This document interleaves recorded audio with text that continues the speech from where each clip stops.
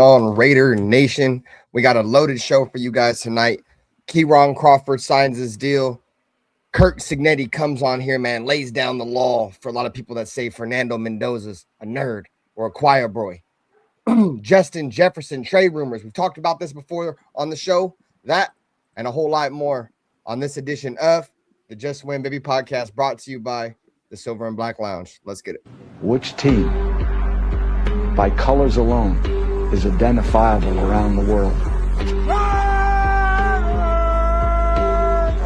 The autumn wind is a Raider. Which team, by slogan, commitment to excellence? Pillaging just for fun. Just win, baby. He'll knock you round. All those things Then upside down. are the Raiders. And laugh when he's conquered and won. When you have great coaches, then after you have great coaches, you get great players. You have a great organization, and you tell them one thing: just win.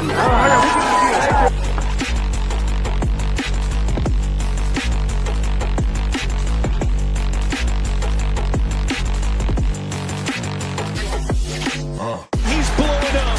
Raiders!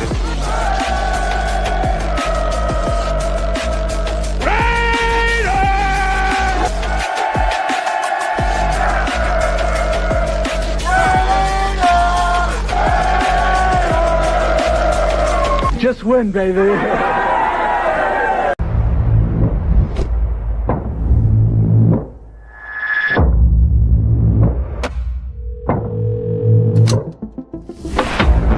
Greatest offseason for a single team in NFL history. Raiders not only have the number one overall pick, they have a pick in every single round of the draft.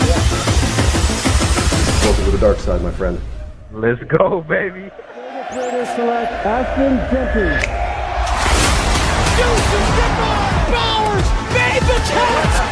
Running, and reached the ball! Touchdown!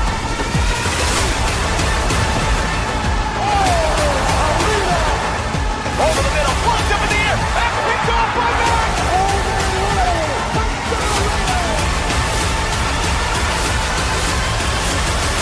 The greatness of the Raiders is in its future.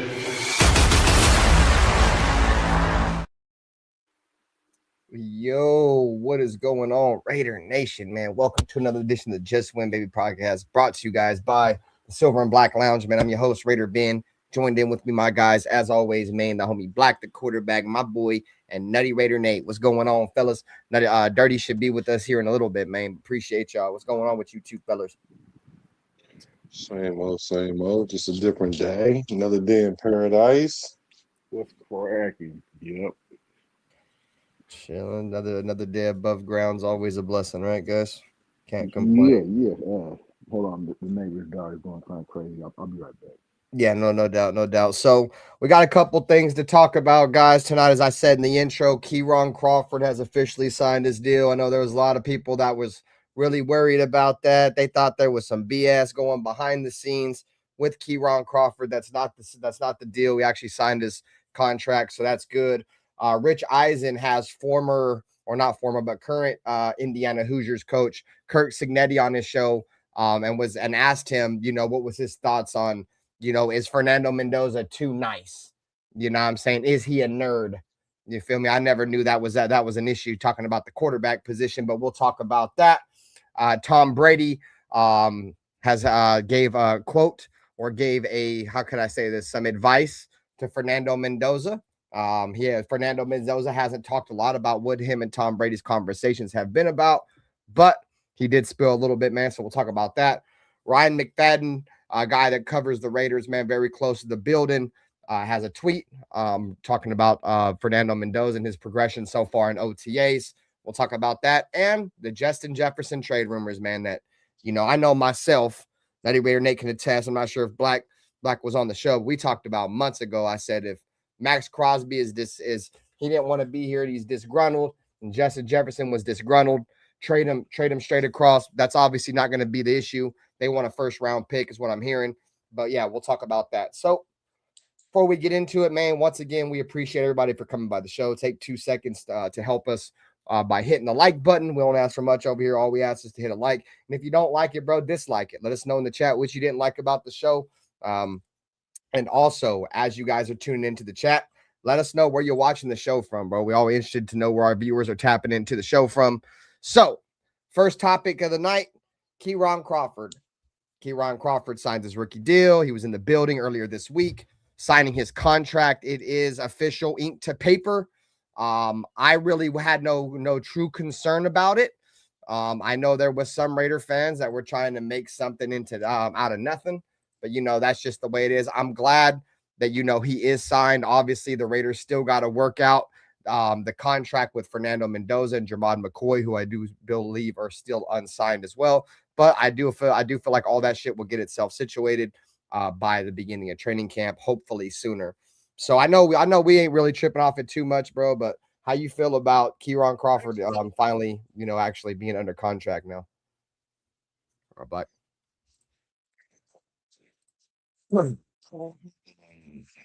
I don't really have nothing about it because I never thought anything about it to begin with. Like, oh, I never doubted that they're gonna get it all worked out. I think it's just a spy tech thing or whatever.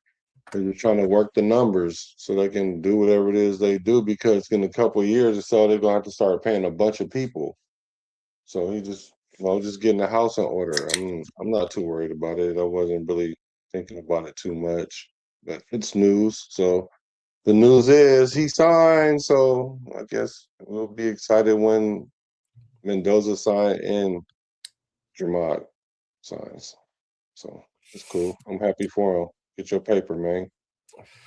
Yeah, big day in the kid's life. And it's pretty much, man, some of you Raider fans, man, that were tripping. You feel me? Get your underwears out of a bunch. You feel me? Everything's gonna be all right. Raider fans always try to make something out of nothing.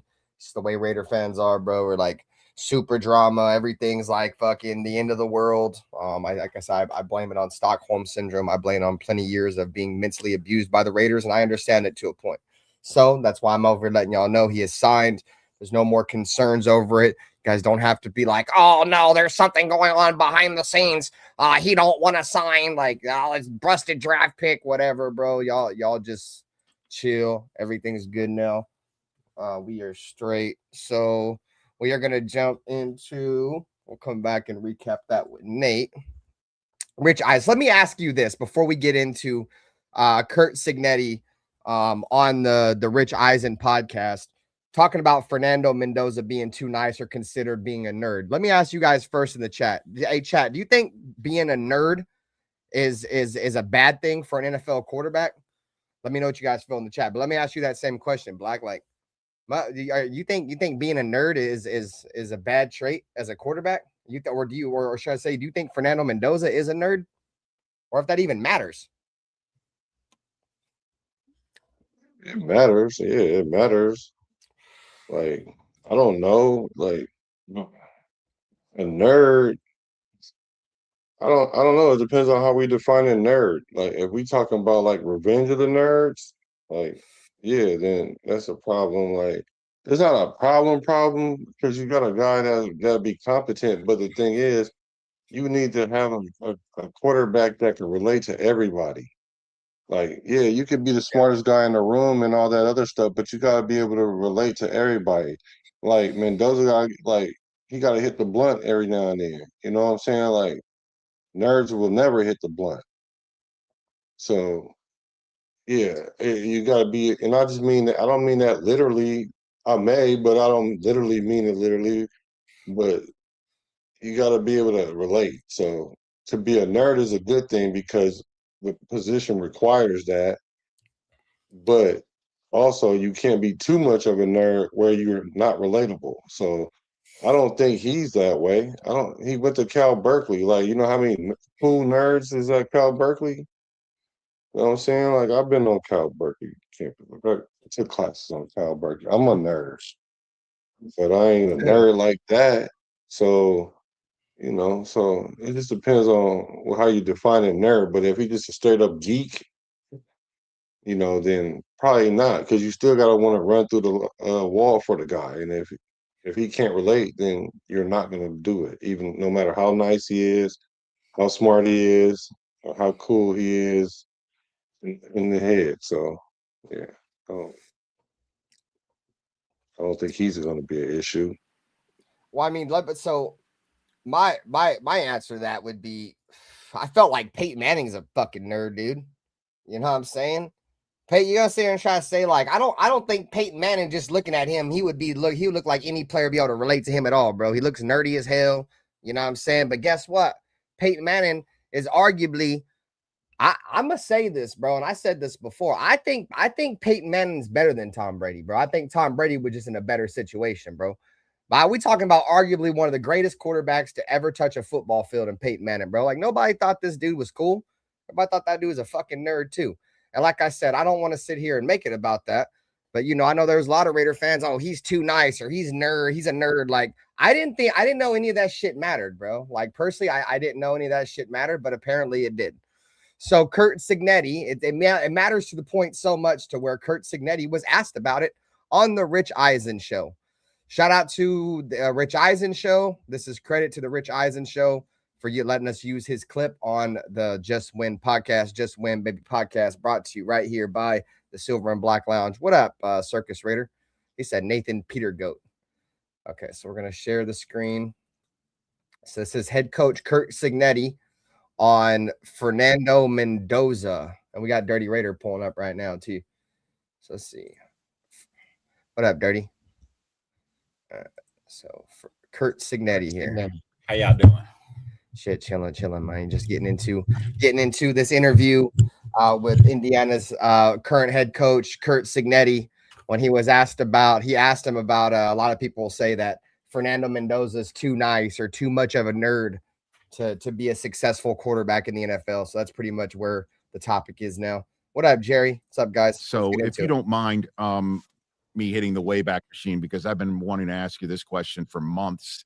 The national championship game against Miami, 9 minutes and change to go. You're on the 12-yard line. It's 4th and 4. Did you have any thoughts of kicking a field goal? Walk me through, if you don't mind, that moment on the sideline with you. Yeah, no, not really. And we had gone for it on 4th down a little earlier, too, on plus 37. And we the only reason we ran the field goal team out there was to buy some time. Okay. Because I knew I was going to call timeout. And but we had to call ready to go. You got to play to win. You got to trust the players.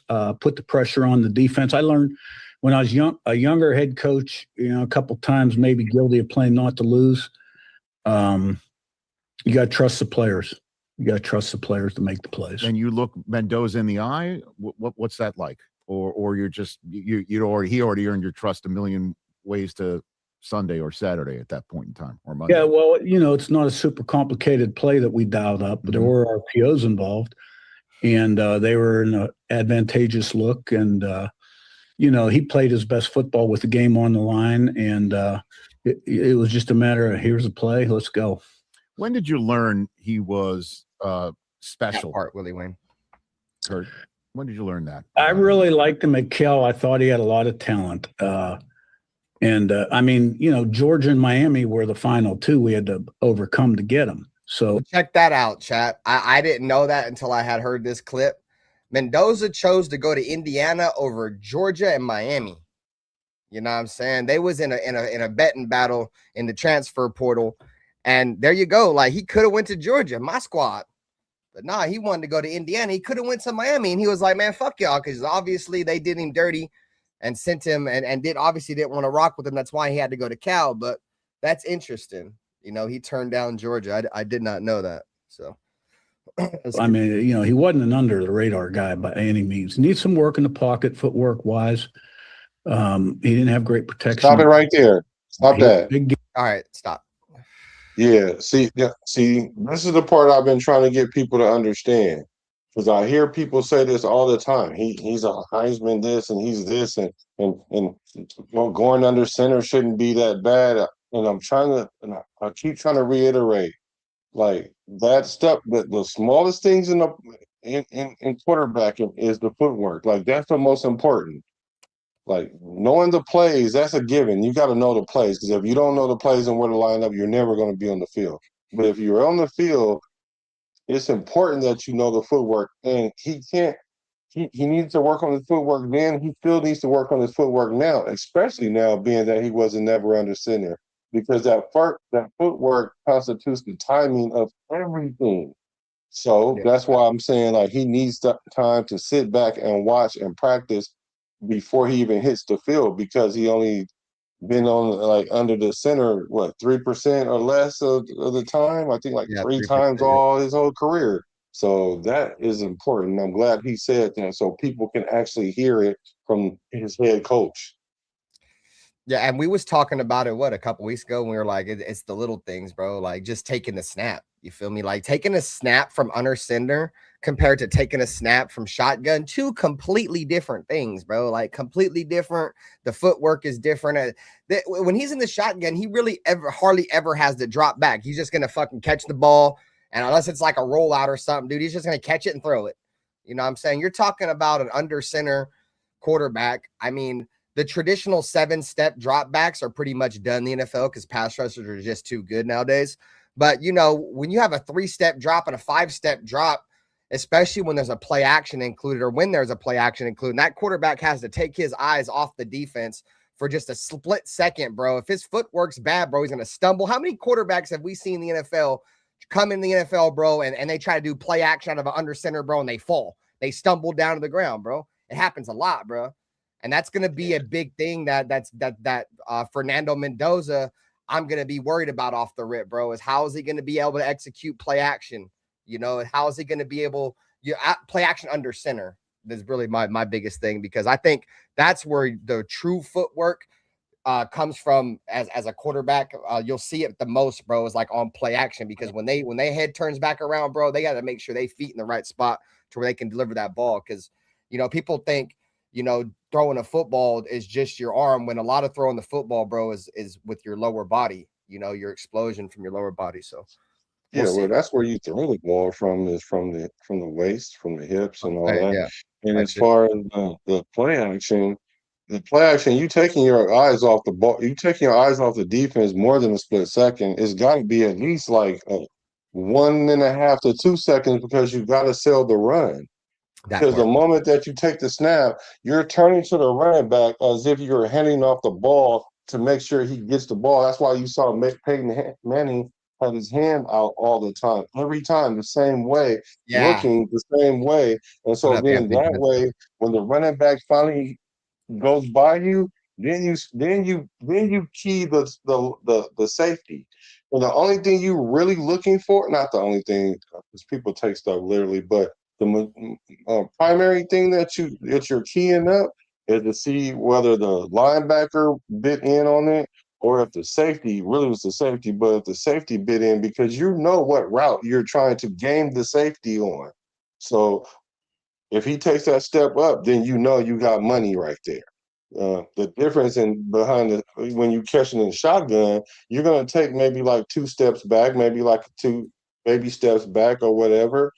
But you can see the defense as is moving around, versus you see the defense standing still and lined up one way. Then when you take your eyes off, and then when you look back up, all kind of stuff is going on. So you only really keying a couple of people in the play action, but the play action is something he'll be able to pick up.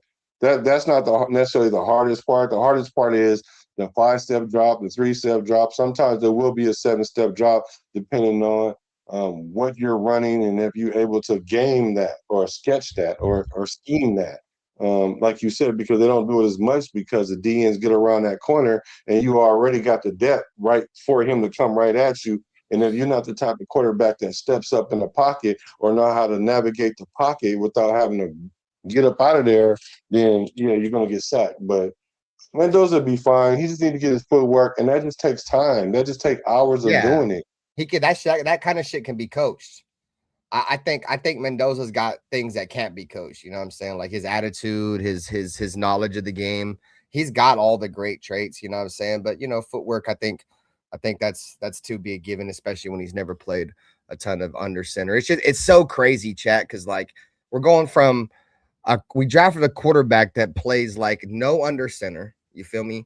To a team with an offensive minded head coach that the majority of his offense is under center. So it's going to be a weird transition for him for sure. But as before we continue on with the video, guys, I encourage everybody, man, to go to all the channels, hit the like button on all the streams. We're streaming on multiple channels right now. You're tuned in to The Nation with Attitude, man, the world's most dangerous chat. You feel me? So hit the like button, subscribe. I pose a question to the chat right now. I want to ask you guys this in the chat. You let me know. Coming into his NFL career, in your honest opinion, just with your honest opinion, what do you think Fernando Mendoza's biggest flaw is coming into this season? So let's continue with the video. Game against Illinois, our first Big Ten game here at home. He really started to make big time progress, build on his successes. Played really good at the end of the Iowa game, which we won in the last minute. And then out at Oregon, kind of same thing, made a mistake and overcame it, led us to a victory. The Penn State comeback, wow. Right. Never seen anything like it. Neither have I. Yeah. And you know what? We've all seen him interviewed. He come off a little geeky. The guy's a lion as a competitor. He is ferocious, tough, and, makes plays with his arm and his legs. He seems too good to be true. That's another phrase about him, right? Like he's so genuine, but some people think his genuineness might not be real, Coach, No, it's real. And very deep guy. I mean, extremely intelligent, can talk about a lot of different things, but, committed to be great. When Tom Brady was his idol, and I've never been around a guy in 45 years that prepared like he did. I mean, that right there, bro, is music to my ears, bro. I always say this, bro. A lot of you guys know how this shit works. Players who practice the way they want to play the game are guys that have long, successful NFL careers. Tom Brady, to Jerry Rice, to Charles Woodson. I can go on and on. Some of the greatest to ever play the game prepared extremely hard, bro. Prepared extremely hard. They practiced the way they play. You feel me? So I'm glad to know that he's already, to me, that's NFL ready. When your quarterback is coming out and he's already, taking the game prior to the game, all the little things serious. That's what wins games, bro. Like chat, like people get too caught up in all like the numbers and shit, but the numbers and shit and the stats. But at the end of the day, it's just the little things, bro. Like preparation is probably the biggest thing to the game. Just like these shows, bro. Like if I just came on this joint with no topics to talk about, bro, we'd be in here just talking a bunch of shit to each other, bro. So, preparation is key. But you guys have any thoughts on that comment? Yeah, I mean, to be a quarterback, that's a prerequisite, actually. Like so anytime your team. What up, Rosetown? I don't literally mean any time, but like a lot of times, what happens is if your offense or your quarterback is not doing what he's supposed to do, it's because he's not preparing appropriately. Because that's why you hear the stories about the DVDs with Jamarcus Russell. Then same thing with Michael Vick. Because a lot of players, what they do is they rely on just their talent, right? And the thing is, you can only get so far with your talent. Michael Vick had enormous talent, out of this like generational talent, but it caught up with him because you don't prepare, and that's a prerequisite for quarterbacks. The reason why it's so unbelievable and it's too good to be true is because they don't prioritize that no more in the NFL. Because, and I hate to say it, is because they because now that quarterbacks are more athletic and there's more there's less emphasis on that because they look at the talent and just try to wing it on the talent. And even the coaches make provisions for it. It used to be quarterbacks used to have to do that because they used to have to call their own plays too. So you had no choice but to prepare like you was in the game. And now that it's a little bit different because you got the coordinators, so all they have to do is kind of show up. So when you see a quarterback that prepares like that, you know they're going to be successful. Let me give you guys a quick example. Remember I told you guys this year that Trevor Lawrence, and then was going to be good. I said, if they don't go to the playoffs this year, they for sure going next year. But I got them going this year because he said he wanted to learn the playbook without the wristband. He wanted to know all the plays in his head, old school. So when you know all these things and you prepare like that, your game is at a certain level already. And knowing that Mendoza prepares like that, we have a lot to look forward to because we know he's going to be prepared week in and week out. Yeah. I agree. I agree with everything you said, bro. Like that Jamarcus Russell shit is crazy, bro. Like that's probably one of the craziest true stories I think I've ever heard of come out of like Raiders camp, like ever, bro. Like, I mean, I'm not surprised because it was Jamarcus, you know what I'm saying? But you know, at the end of the day, that shit was hella crazy. So I did pose a question. It happened to Michael Vick too. And it happened to he got what? Michael Vick got a blank DVD too? Yeah, and they asked him about did he like the plays that they had for him. And he said, yeah, they did. They do a lot of players like that. But see, now they used to do them like that because now remember, wasn't that Kyler Murray? He was having a problem. He wasn't logging into his notebook, and it was like, well, you're not studying because you're not logging in because now they log the hours that you studied.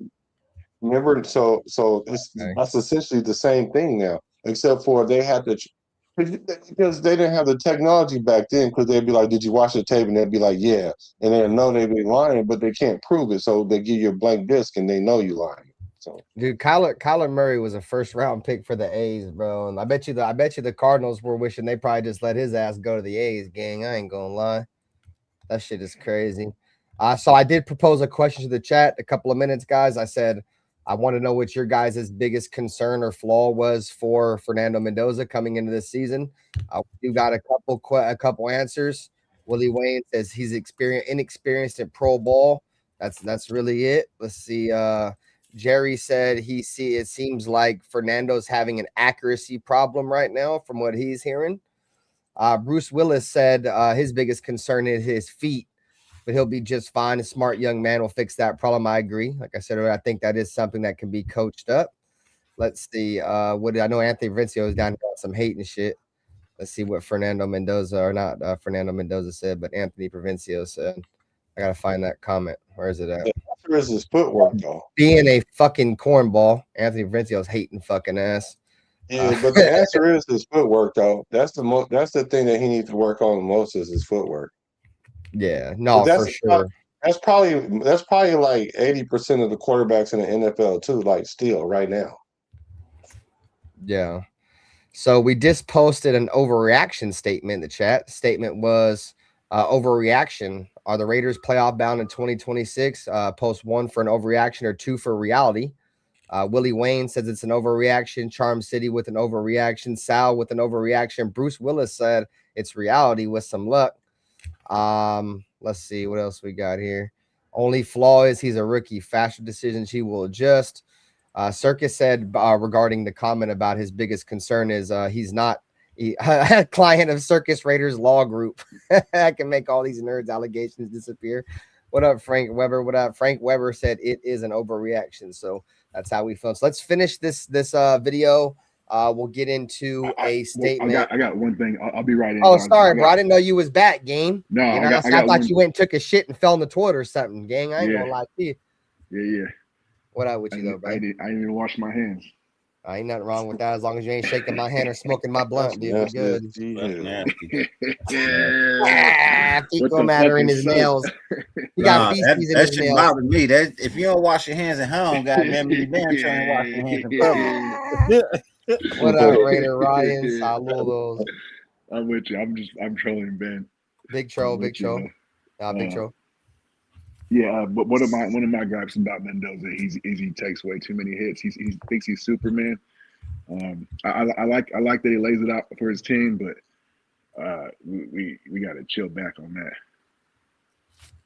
That's a blocking thing, though. That ain't a him thing. Because you got to take them hits. You got to take those hits as a quarterback. You got to.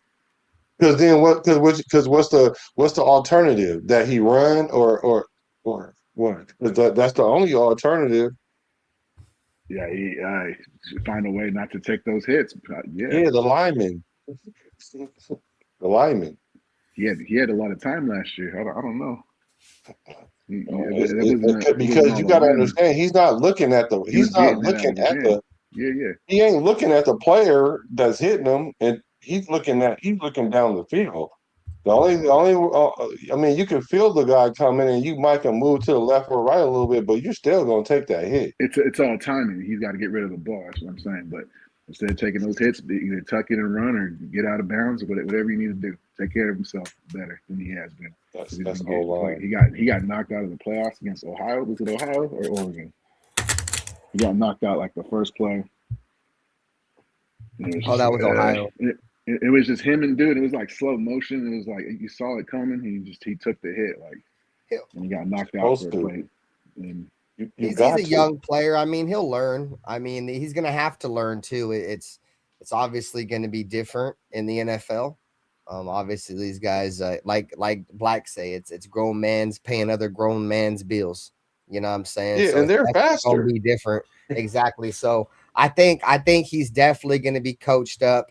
I do like our quarterback coach, Mike Sullivan. I like our entire offensive group, bro. Like our entire offensive group, from our weapons all the way down to the coaching staff, bro. I think we have a group of guys that are, have a great track record of winning, and a great track record of not only winning but being great teachers. And a lot of the quarterbacks that these guys have coached up are successful NFL quarterbacks. I've said this 1,000 times. I'm going to say it 1,001 times now. Who thought Sam Darnold was ever going to win a Super Bowl, bro? You feel me? Sam Darnold went from a quarterback that was seeing ghost to a quarterback that ultimately was the ghost buster. You feel me? Because Clint Kubiak. You feel me? Got them to a chip. The year before, though, you could see that he was.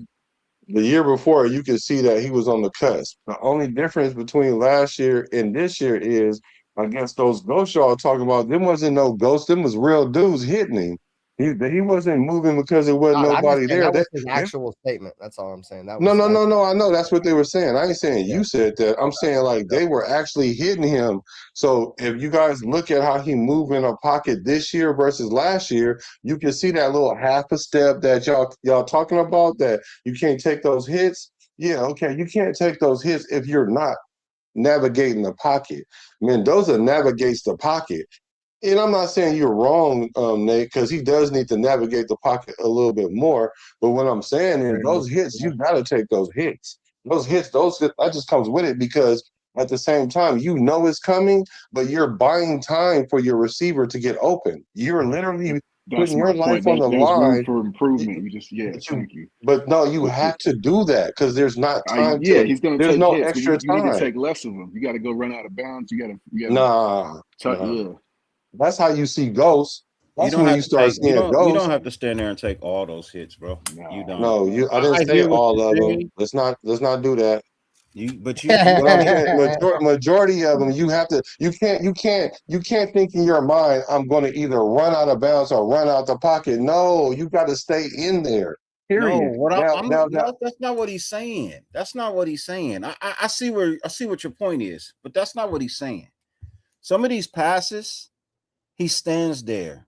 Yes, he takes the hit, but he could throw that pass and step to the side or fall to the ground. You don't have to stand there and take a hit after throwing the pass. Oh, he ain't gonna that ain't gonna happen in the NFL anyways, bro. Because that in the NFL, bro, that's a roughing the passer. He doesn't step out the way. He doesn't move. He doesn't try. He just literally takes that hit.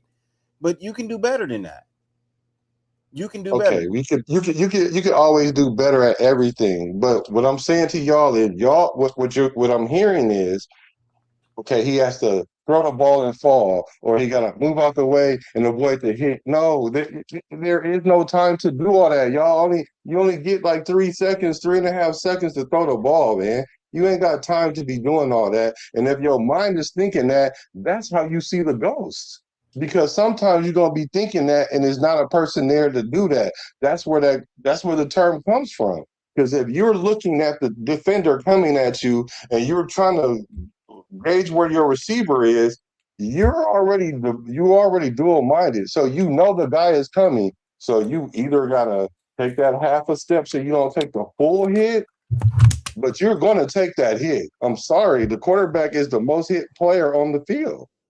I'm talking about from a running start, not like two linemen hitting each other, but I'm talking about as far as somebody running and hitting you, the quarterback takes the most hits by far. And that's because you got to stand in the pocket. They literally teach you, you got to stand in there. You got to take it. And that's why a lot of quarterbacks ain't got that, because they scared to stand in there and take them hits time after time after time. You got to. Yeah, and if there's a lot of quarterbacks, bro, that'll get drafted to, you know, crappy teams. I mean, with crappy coaching staffs. I mean, obviously, I feel like the Raiders could be a crappy team depending on how you look at it, but I feel like we have a good coaching staff that's going to be able to scheme people open. But the point I'm trying to make is, you know, you go to a crappy team that can't get nobody open, and your quarterback, you get a quarterback that can just stand there and take hits, and can't nobody ever get open, and he's getting crushed. I mean, that'll kill a quarterback too. You know what I'm saying? Yeah, then you run. Then you run, but then you don't want that to happen, because then you'd be looking like Geno Smith, because you see how he was looking once he started trying to run. He was looking like AOC because he can't even fall right. I was like, I didn't even know you didn't know how to slide right. He barely know how to slide. Yeah, facts. So shout out to the chat, man. We appreciate y'all. You can't watch the you can't follow your receivers if that's what you're thinking. Like, I can't take this hit. Like, no, you're not gonna be able to focus like that. You're not. You just gotta take it. I proposed another question to the chat, man. You guys let me know. This may be an obvious for some people, but I have seen some answers that I didn't think I would expect to see. I proposed a question to the chat: who will be the best player on offense for the Raiders this season? I got Bowers. I figured that was probably going to be the obvious for a lot of people. Willie Wayne got Bowers. Charm City got Bowers. SoCal Sal with Bowers. Frank Weber, he said, hopefully Genty, but probably Linderbaum. Thank you. Yeah, there's a smart guy. Linderbaum. Linderbaum is going to be the best person on the offense. Bro, I mean, obviously, he's going to probably be our most important part on offense, bro, because, I mean, if the transition that we're going to have with the new zone blocking scheme, and, you know, obviously we're going to need somebody that could be down there and communicate. If Linderbaum can come out and hit the ground running, bro, I could see it. We're talking about the question wasn't the most productive player. It was the overall best player. So I definitely think if the question was most productive, I think the obvious question there would be Brock Bowers. But I love how Frank Weber seen outside the box, and he didn't hear me say most productive. He just said overall best player. So I like that. I like the Linderbaum answer for sure. Naylor. Yeah, because those guys are going to be the beneficiary of Linderbaum. Like, Genty is going to be the beneficiary of the O-line getting better.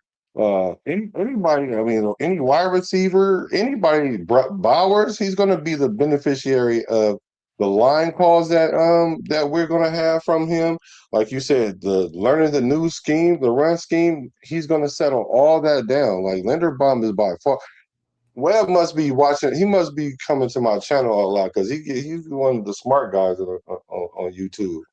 So he must be over there on Business Decision Sports. You trying to say you don't have no dummies watching you? What you saying? No, I do. They just don't say nothing. I'm about to say, Raider Nation for Life makes a great comment right here. What? So we all got some dum-dums. Right, I'm dumb sometimes too. Raider Nation for Life makes a great comment here. I forget who was talking about how he took that hit. That hit was against Miami, and yes, that's what I was trying to say. That kind of hit that he took, bro, is a roughing the passer and a potential ejection of the National Football League. So I hear, to go back on the argument that NuttyRaiderNate was talking about him taking too much hits. I think a lot of that, bro, is his offensive line wasn't very great.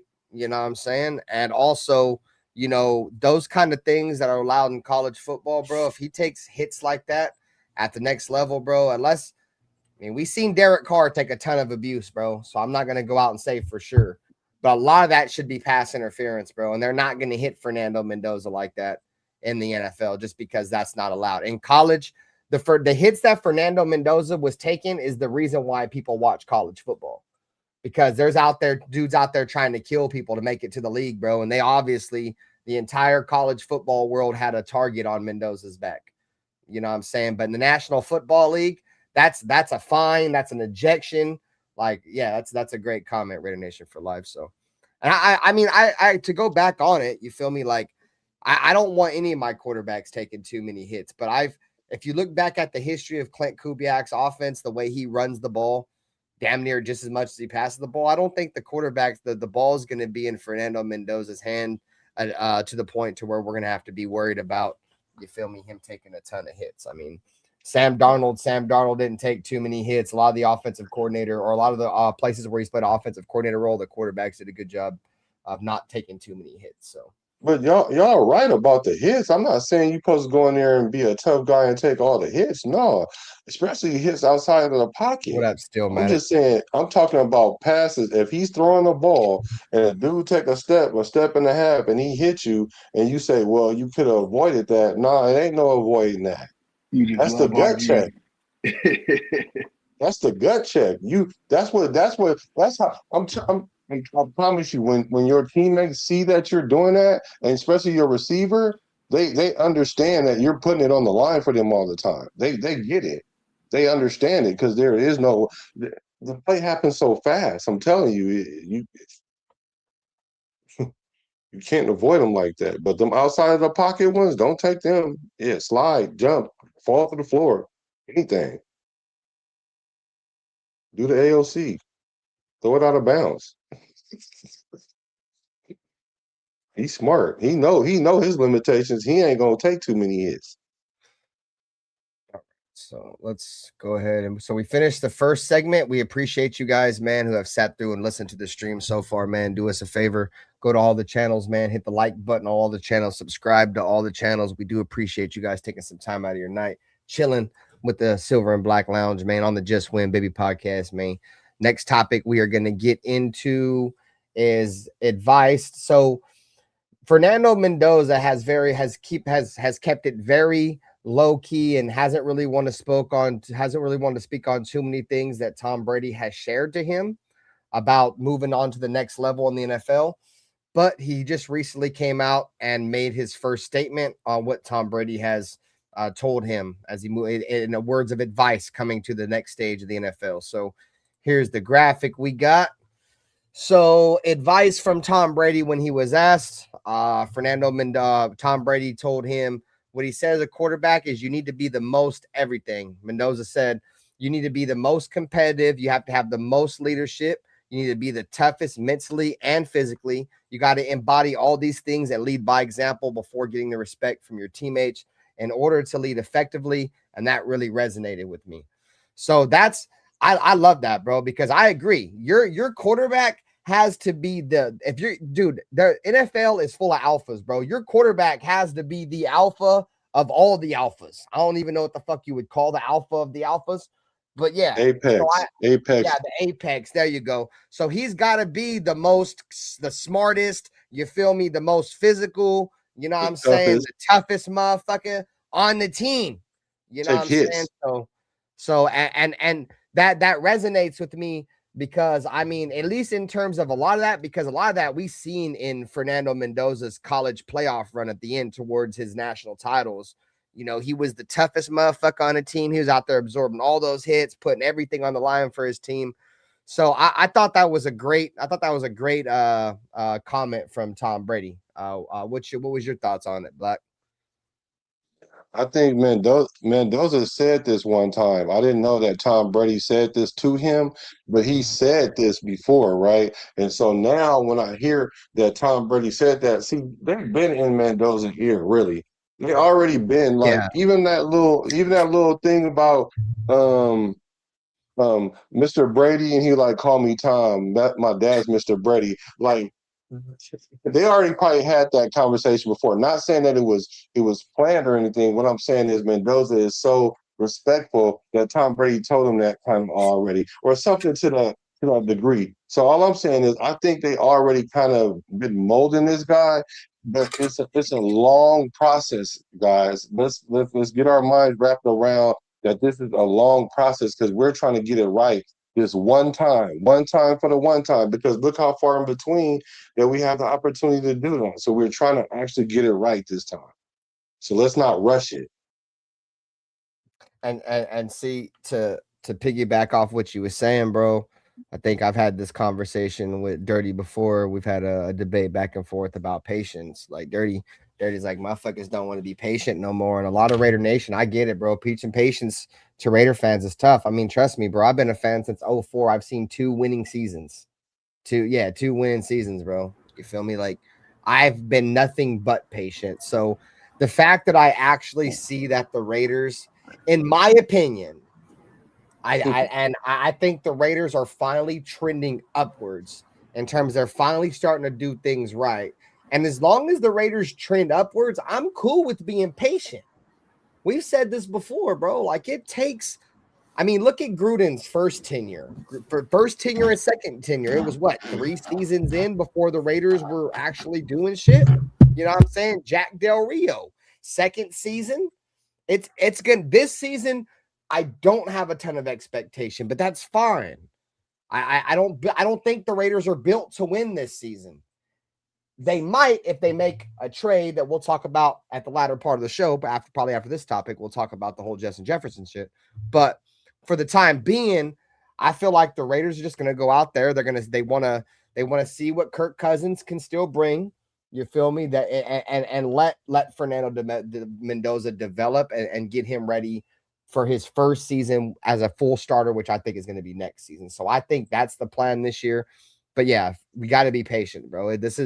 When you spend the number 1 overall pick, you can't really rush it, bro. You got to take your time and build around that shit. You know what I'm saying? Because if you go out there and try to rush it, and you can ruin that shit quick. You feel me? Then you're gonna have the number 1 overall pick 2 years again.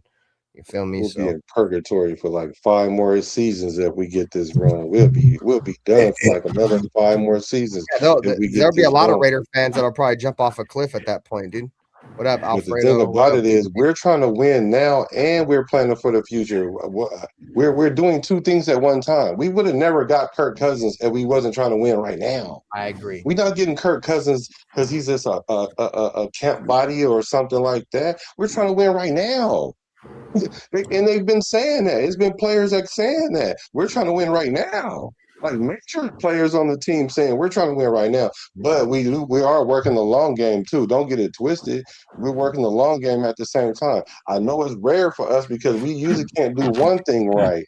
We're trying to do 2 things right now. And we'll see if we're going to do the first thing right, which is win right now. We're going to see that when we play. But we're definitely do the long game right. We're definitely, as long as they don't listen to the fans, which they're not, as long as they don't listen to the fans, we're going to be fine. We're going to be fine. Kirk Cousins is going to win games. He's going to win he's going to win games, man. We're not gonna pick in the top half of the draft this year. I promise you that. Somebody's got background noise. Somebody in traffic.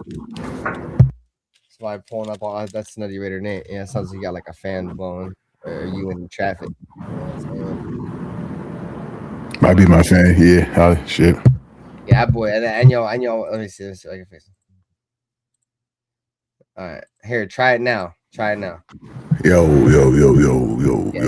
Yeah, turn your gain down. I think your gain's way too high. The little knob on the bottom, like turn it. Yeah. Better? Nope. Yeah. You sound. You got rid of the noise. Yeah, you straight now. Oh no, it's still there a little bit, huh? Maybe try to restart, refresh, jump out, come back in. You guys hear that shit? Yeah, this shit was like bugging. wind, like wind blowing. Stop buying them Amazon fans. Stop buying them Walmart fans. Get you an Amazon fan, bro, with the ball bearings, the quiet ones. With the ball joints.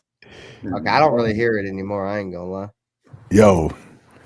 Yeah, I really don't hear it anymore. It's gone. Yeah, I don't know. Fuck. It's roaches, dude. Audio's tweaking. Tweak. Straight. All right. So, anyways, you have any thoughts on Tom Brady's message to Fernando Mendoza, Dirty? Yeah, I got some thoughts.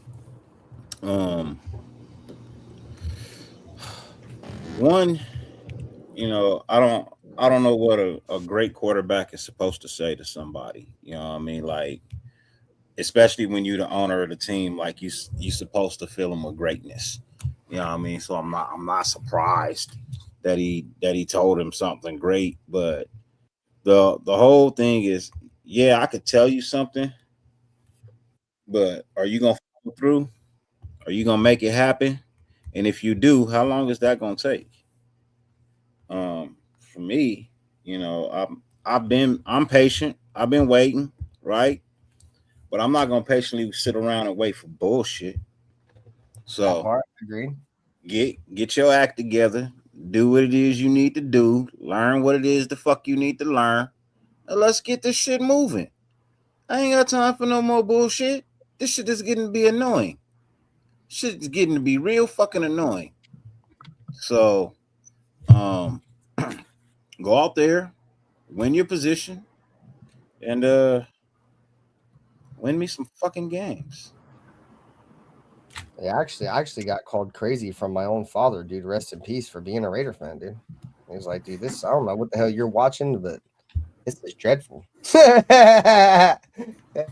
was like, I don't know why you like this team. You're always hella mad, and all this team does is lose. It just makes me more mad. I love you, Pops, but bro, that's a fact, gang. All this motherfuckers do ever is piss me the fuck off, bro. Take your feelings out of. You gotta start off with taking your feelings out of it. This is when my feelings were still in it, bro. I was just a young grasshopper, dude. I was probably like 15 years old when my dad told me this. This was like the 2006 season. But I remember the game. I remember the game vividly. It was the game that we eliminated the Buccaneers from the playoffs. John Gruden's last game as a Buccaneers when my dad told me that.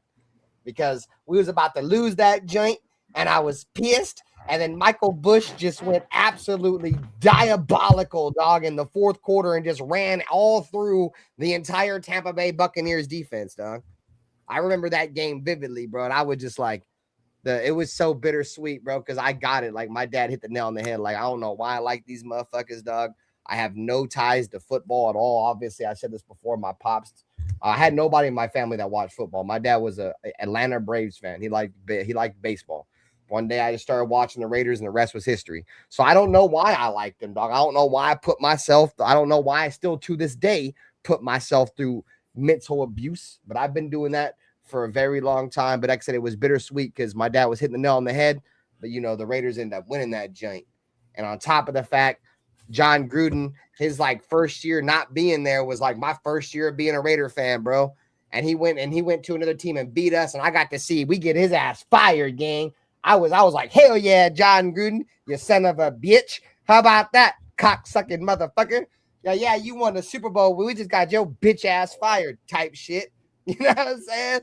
And it was crazy because during my fandom, I seen John Gruden's ass come back. And all honesty, if we didn't get Clint Kubiak, I'd have said bring John Gruden back for a third time, goddammit. If we didn't get Clint Kubiak, I'd have been all down for a John Gruden 3.0, gang. I am not gonna lie to you. Anyways, enough for my rambling. That boy you about to beat me with that stick or something, gang? Boy, then pulled out the nightstick, the white version.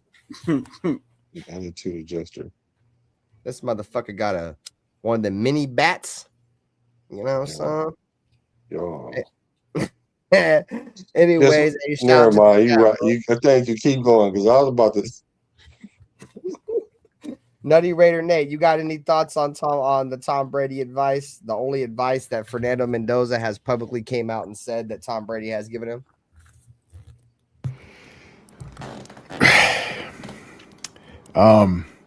Publicly, I mean, we all know that, but it's whatever. It's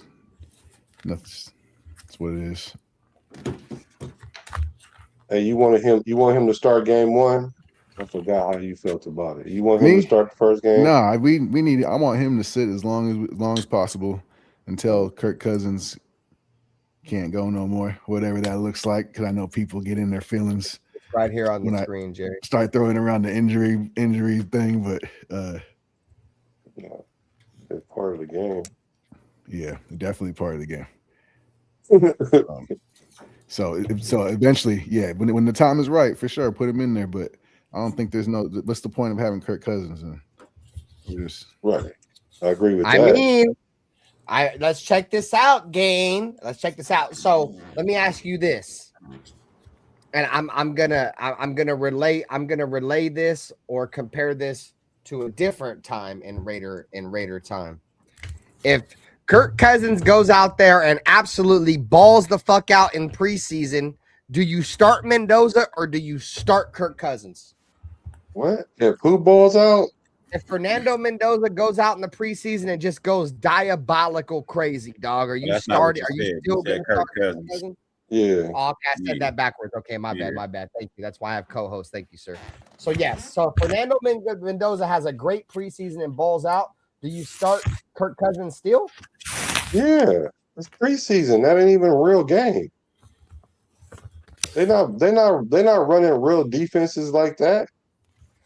And not only that, that's good if he ball out, because that means if somebody do get hurt, knock on wood, then we have even more confidence in them. Because AOC used to ball out. No, he didn't. Let me stop. He used to ball out a little bit in preseason. You know what I'm saying? But then when the season comes, it's a little different. It's a little different. And if he does come out and ball out, we should just be happy. But he's not going to outplay Kirk Cousins. Kirk Cousins ain't even going to play that much in preseason. The only reason why I asked, bruh, is because everybody thought Matt Schaub was gonna be he's gonna be the starting quarterback in 2014.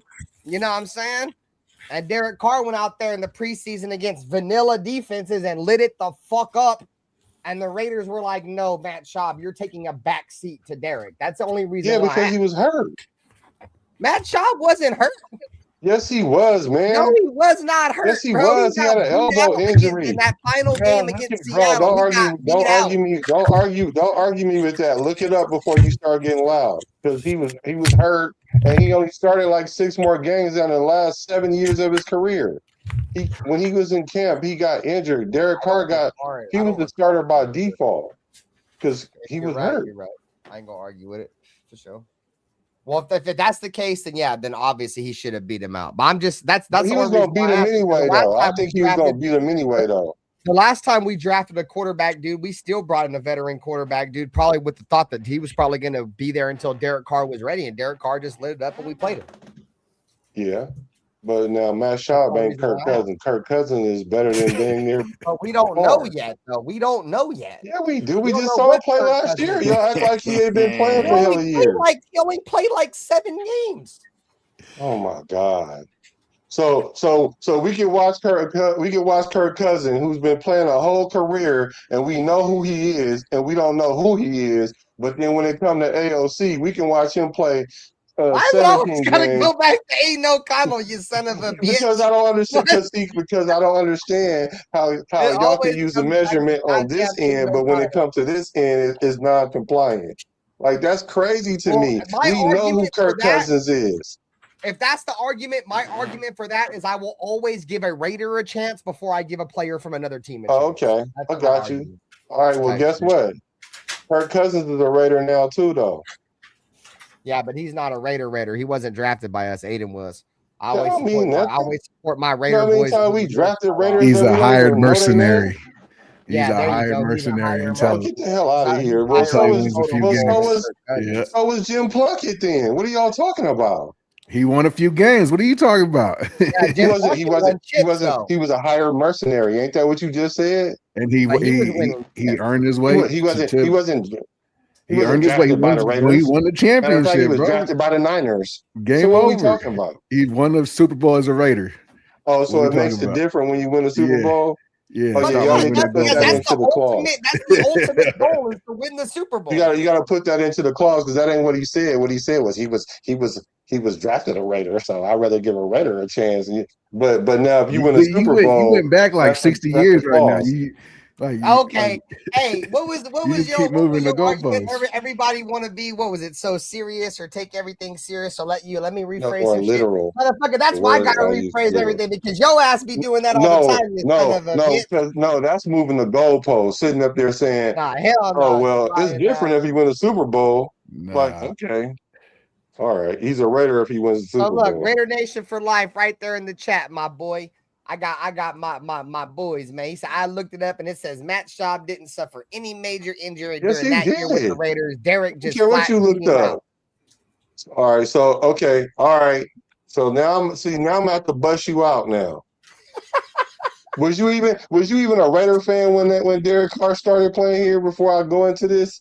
Because I'm not about to waste my time debunking what you're talking about. Because you must have looked it up on Matt GPT or something. Because I promise you, Matt Schaub was hurt. What's crazy, bro, is we're getting to that age where like motherfuckers like probably didn't even become a Raider fan until like after Derek. You know what I'm saying? Like at the end of Derek. That's what's crazy. Yeah. But hold on though. Let me look it up for you one time for the one time. Because I don't want to be wrong and you be right, and I'm acting like I'm right. I don't want to do that. So let me give you a second. Go ahead, y'all. My bad. I had a tweet I want to talk about. Bro, hey, shout out to Saturday Morning Inspection, bro. If y'all ain't subscribed to Saturday Morning Inspection, bro, like I don't watch anything that's not Raiders related, bro, but like all their Raiders shit, bro, is like so on key. And those dudes are like statisticians. You know what I'm saying? Like these dudes are like locked in with all the stats. So I got this tweet. I can't share the screen. I can only read it. You feel me? So bear with me here. So Ryan McFadden, he's a guy that works inside with the Raiders. Like I tell all you guys, chat, you feel me? Don't take everybody's tweet and content as gold, bruh. You feel me? As a holy blessing, because half these motherfuckers, bruh, we're just on here giving y'all opinion. You feel me? If you want the inside scoop on the Raiders, you got to follow this guy right here. You feel me? And let me see. Hold on. Let me see if I can turn my brightness down. But guys like this, Ryan McFadden, you see him right there? Follow him. Follow guys like Vinny Bonsignor. Shout out to Paul Gutierrez from ESPN. If you want inside knowledge on the Raiders, those are the guys you want to follow, bro. You feel me? So he made a tweet, and he said Raiders quarterback coach Mike Sullivan on his impressions of Fernando Mendoza. He has a way of finding completions. Sometimes the footwork might not be right, or maybe his progression didn't start in the right spot, but he's done a good job keeping his poise, not panicking, and finding an open target. Before I go on my fucking spiel, Wild Turkey, what's good with you, bro? What's y'all thoughts on that? So you know what not panicking means?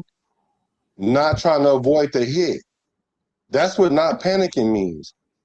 Like you might not necessarily have your foot right in the right position. That's what I'm saying. Like you can, like even if you can get these plays off right, and then they work your footwork, then that even makes you even more efficient. Then you get the ball out hella fast, like AOC, because AOC definitely gets the ball out hella fast, like faster than anybody I've really seen. Because I really just started looking at his games over again. And by the way, let me pause on that. According to NFL.com, it says, yes, Matt Schaub was dealing with an elbow injury, specifically tendonitis and soreness, right when rookie Derek Carr won the starting quarterback job. Oh, his preseason struggles. When they got him from the Texans, he was a clear-cut veteran starter, but he struggled heavily in the preseason. Meanwhile, second-round Derek Carr shined and generated much more energy on the offense. Elbow injury. Late in the preseason, Schaub began suffering from severe elbow soreness and tendonitis, which drastically affected his velocity and forced him to miss practice time. So I don't know what you was looking up, but you might not want to use that again. Yeah, somebody said like what was it, like 5 minutes ago, that Willie Wayne, he said Schaub was recovering from a sore elbow. But bro, you're losing your starting job because of a sore elbow, dog. Fuck out of here. I ain't trying to hear that shit.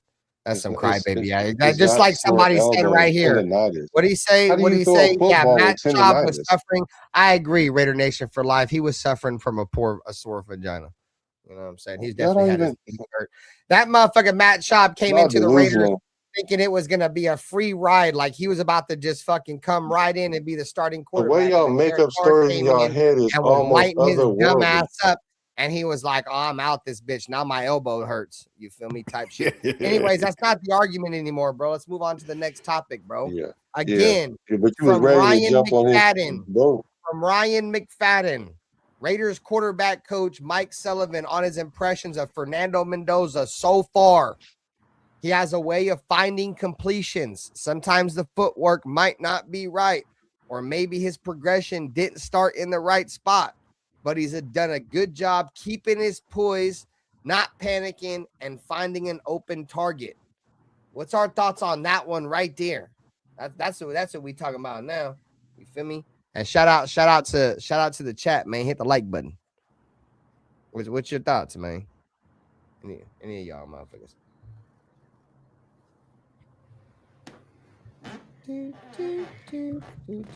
Nate,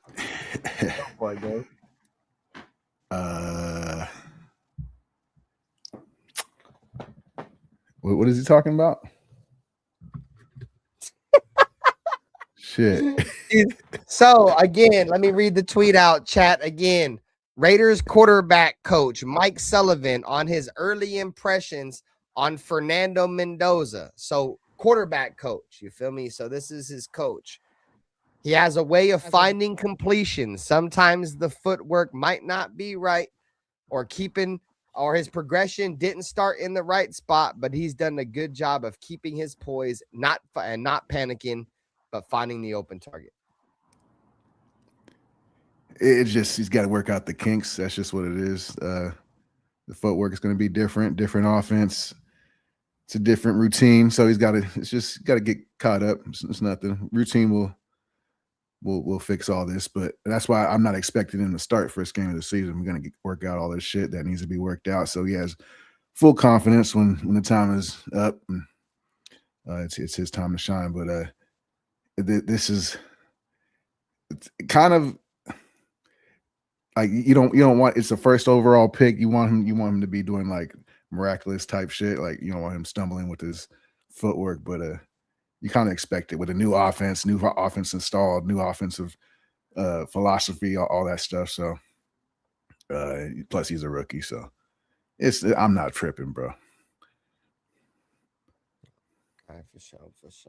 I do think because he is the number one overall pick, that the expectations are set super high. So he's expected to catch on pretty quick. So we'll see though. Time will tell. Yeah. I feel you. Dirty, what's your thoughts on the early assessment of Raiders quarterback Fernando Mendoza from quarterback coach Mike Sullivan? I'm not tripping. He got 3 years. He got 3 3 years. years? So you think the Raiders are going to sit him for 3 years? No, he's got 3 years. I was about to say. He's got 3 years to prove he was worth a number one overall pick. He's got 3 years to prove that. So even if he sits year one, you still think it's 3 years, or is it 4 years? It's 2 years at that. After that, okay. You got 3 years total. If you don't pan out next year, if you're sitting on the bench your second year and you were the number one overall, bro, that's a problem. That's a fucking problem. Means I could have did something else with my draft pick. I ain't got time for that bullshit. Get your shit together, get your shit in order, and fucking come out here and play fucking number one overall draft pick football. If you can't do that, bro, what are we talking about? Yeah, I feel you. I'm gonna look at it like this, bro. At the end of the day, motherfucking Willie Wayne gets it. It's all about completing the ball. I don't give a fuck how ugly it looks. You know what I'm saying? Because a lot of people, the biggest knock on motherfuckers be knocking Fernando, is he don't have the numbers, or this or that, right? He only wins because of this, or he only wins because of that. He only completes passes because of this, or he only completes passes because of that. I don't give a rat's ass how he completes the pass. You know what I'm saying? What's one of the Raiders what's one of our fucking statements? Pride and poise. Look, he's got fucking, it says poise right here. So he's being poised in the pocket. He's not panicking. And he's getting the ball out of his hands and completing that jank. And obviously, as you guys can see down here, this is Malik Benson. The reason why they posted together, because a lot of the completions he's finding is to Malik Benson. You know what I'm saying? So at the end of the day, I don't care about nothing except winning. And you know how you win the ball is having a high completion percentage. And I don't give a shit how ugly it looks to complete the ball. I don't care if his footwork isn't the greatest off the bat, because right here it says sometimes the footwork might not be right, as we've heard multiple times. But at the end of the day, he completes the pass. And I fuck with that. And he's poised. Pride and poise. You feel me? And poise is a lot in the pocket. We talked about that shit earlier about quarterbacks that stand in the pocket and take hits. That's poise. You feel me? So he's got that. He's showing it early in camp. So I like that, bro. I like that a lot. He's completing a high rate of his passes, and he's standing in that pocket with poise. So I like it. I like it. But, you know, at the end of the day, these are only OTAs. You feel me? And we won't really know what the team really looks like until the pads come a popping. You feel me? So, and the pads come a popping like what? July 28th, I think. July 28th, 26th is when training camp starts. So we're I know like 1 month away from training camp. I know why people want Mendoza to start right away. They want to see if partly because if he's the guy, then let him figure it out. But also they're also looking forward to next year's draft with all these other quarterbacks coming out. Like, are we going to be looking to double dip next year if Mendoza falls flat on his face? Are we pulling a Josh Rosen? Yeah. So I kind of see that angle too. They go Josh Rosen and then Kyler Murray in back-to-back drafts. We're officially full fanatical, y'all. The ultimate kick in the dick is neither one of them worked out. we I'm gonna go take a feasties real quick. I'll be right back. Hold it down. Well, I care about how he throws the ball. I care about his footwork. I care about how he's throwing it. That's why he needs to clean that stuff up, because what people don't seem to understand is those deficiencies is how the other team capitalizes, because they understand that you can't keep doing certain things wrong. There is no right way to do wrong. You can only get away with it for so long. And so his mechanics has got to clean up. I'm so glad he said it himself, because I can see some of the mechanical things he needs to work on. Like, not to say I'm better than him or nothing, but I see the mechanical issues that he's gonna have to work on. A lot of the things he's doing is just pure athleticism, being a great athlete. And to play at the highest level, you have to do everything at the highest level, not just try to get by with however you get it there. So I'm concerned about it, but not highly concerned, because those are things he's going to work on, and he's going to get better for it. And he won't be considered a bust until his rookie contract is done, unless he gets injured or something like that and can't play for multiple years. As far as not playing multiple years, that's not so uncommon, just because the modern football does that. It doesn't work out, because the number one quarterback that was the number one pick, they're 25-82-2. For the last 10 years, quarterbacks, 7 of them have started. I'm talking about the number one pick in the draft, quarterbacks, and they don't win that many games. They average about 4 wins, 5 wins.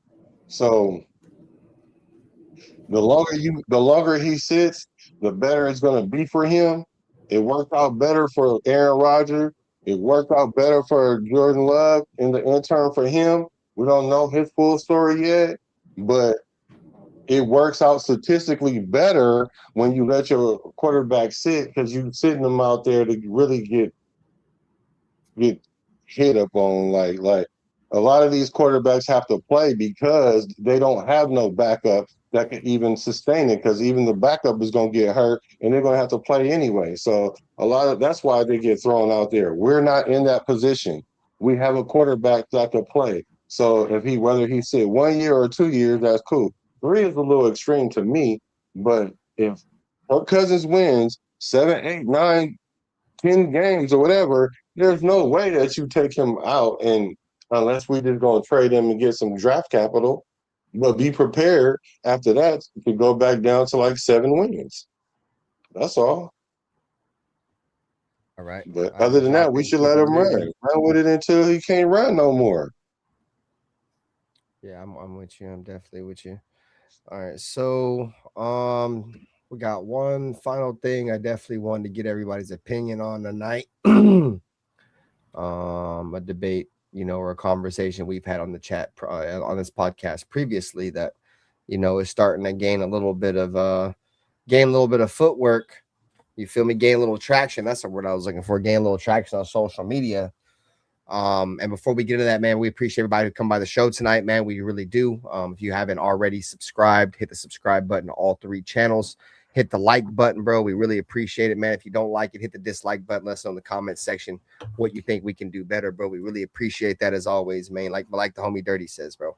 You feel me? All your guys' time is definitely appreciated. So before we get into the next topic, the topic is Justin Jefferson trade rumors. And if you have been following this podcast for the last few months, we were on here, I think, around the draft, it's definitely before the draft. It was before we even traded Max Crosby, so it was like way before that. But we had talked about a potential, should the Raiders trade Max Crosby for Justin Jefferson straight across. That was my argument because, Max Crosby, obviously, so-called disgruntled player, which we obviously seen to be true when he went to the Ravens. But, and from what we're hearing from all reports is Justin Jefferson is a disgruntled player in Minnesota. The asking price for Justin Jefferson around the rumor mill is a 1st and 3rd round pick for Justin Jefferson. My question to you guys is, would you guys trade a 1st and a 3rd round pick for Justin Jefferson? I would like, honestly, in my opinion, a Max Crosby and a 3rd round pick for Justin Jefferson. You get 2 players that obviously don't want to play for either organization. I don't know if that's as true for Justin Jefferson, but I know for a fact Max Crosby don't want to play here no more. That's what I would like to see. But Justin Jefferson, if he comes as a Raiders, bro, we go from, a potential, maybe we'll be good this year to a team that I think that may end up actually not only going to the playoffs, but I think this offense alone with Clint Kubiak, we might actually be able to win a playoff game. So, what's your guys' whole thoughts on the whole Justin Jefferson shit? Yeah, the 1st and the 3rd, that seems pretty fair. He's got a few years left for sure. He's top of the league. If Kubiak, he's 20, I think 26 years old, going on 27 years old. Yeah, if Kubiak thinks that they're in win now, and if Mendoza just balls out in preseason and fucking go get him a weapon, I love this move for that reason. But if we're building and we got too many holes and the O lines is as bad as I'm afraid it's going to be, I don't think that we're building backwards, and I'm not a fan of that. We've been doing that for like 4 or 5 years now, neglecting the trenches or very minimally prioritizing the trenches with 3rd round picks and kind of like wishful thinking, hopeful draft capital on players that will hopefully develop. I mean, Caleb Rogers, I'm not. People are a little bit higher on him than I am. I think he's got strength, but I didn't really see the awareness playing inside the guard position. But I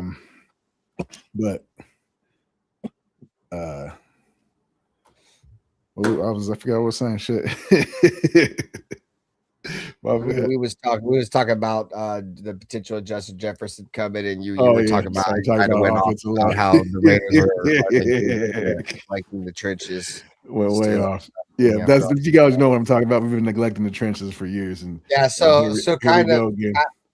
So NuttyRaiderNate was in the chat earlier, and he said he would rather trade for Vita Vea, bro. I would love a Vita Vea trade, but the only thing is that's just not going to happen because Vita Vea doesn't want to leave Tampa Bay, and they have no interest in getting rid of Vita Vea. The only reason why there's an argument is because Justin Jefferson, he don't want to play there, bro. He's given so many subliminal quotes about how he don't want to play there. He's gonna who would you rather? I'm just keeping it a Binther. Let's keep it a Binther here, right? Because we do. You feel me? Would you rather play for who would you rather have your quarterback, dog? Kyler Murray, JJ McCarthy in the Viking system, or Kirk Cousins and a potential Fernando Mendoza in a Clint Kubiak system? And mind you, Clint Kubiak was there when he was drafted, so he's coached Justin Jefferson. So he's got a relationship with Jay Jettas. So there's a connection there, bro. That's another thing we got to keep in mind. There's a connection there. My concern would be pocket watching. It would be like, how would the Raiders make it work? But I mean, we see teams around the NFL make this shit work all the time. I mean, how the fuck have the Rams been trading first round picks for dudes that are making $50 million a year for all these years and won a Super Bowl by doing it? You feel me? So at the end of the day, I don't give a shit. But if the Raiders want to win right now, and I think it fits the narrative, right? The national narrative. The Raiders need an X. The Raiders need an outside wide receiver. Should they get Stephon Diggs or Debo or Tyreek? I mean, if I had to choose between those guys, I've said before, I'm probably going to go with Debo. You feel me? But this statement right here, if the Raiders make a statement, which I don't think it's going to happen because Spytek loves his picks. He don't want to trade them away. If they do this, bro, that would be crazy, bro. Like, we was on this bitch when this podcast very first started was the year that the Raiders acquired Devontae Adams. That's when I forget what year that was. 2021, 2022. At 2022, I think is when we started doing shows, or it may have been the year after. But we were on here, me and Jack Bauer pounding the table. Hey, bro, the Packers, you feel me? Devontae don't want to play there no more, bro. He's pretty much made it subliminally known he don't want to play there no more. I think it was more obvious because Derek, his college teammate, was with the Raiders, right? But I mean, Jay Jettas don't want to play there no more. There's a connection with his old fucking coach with the Raiders who look like they, in my honest opinion, keeping it a Binther, and it sounds like it might sound stupid because I'm a Raider fan, and obviously I think the Vikings have had more success than the Raiders, but I think the Raiders have a brighter future than the Minnesota Vikings. Maybe I'm just crazy. I don't know. With their quarterback situation is a little iffy. Kyler Murray. Yeah, maybe you might be right. I don't know.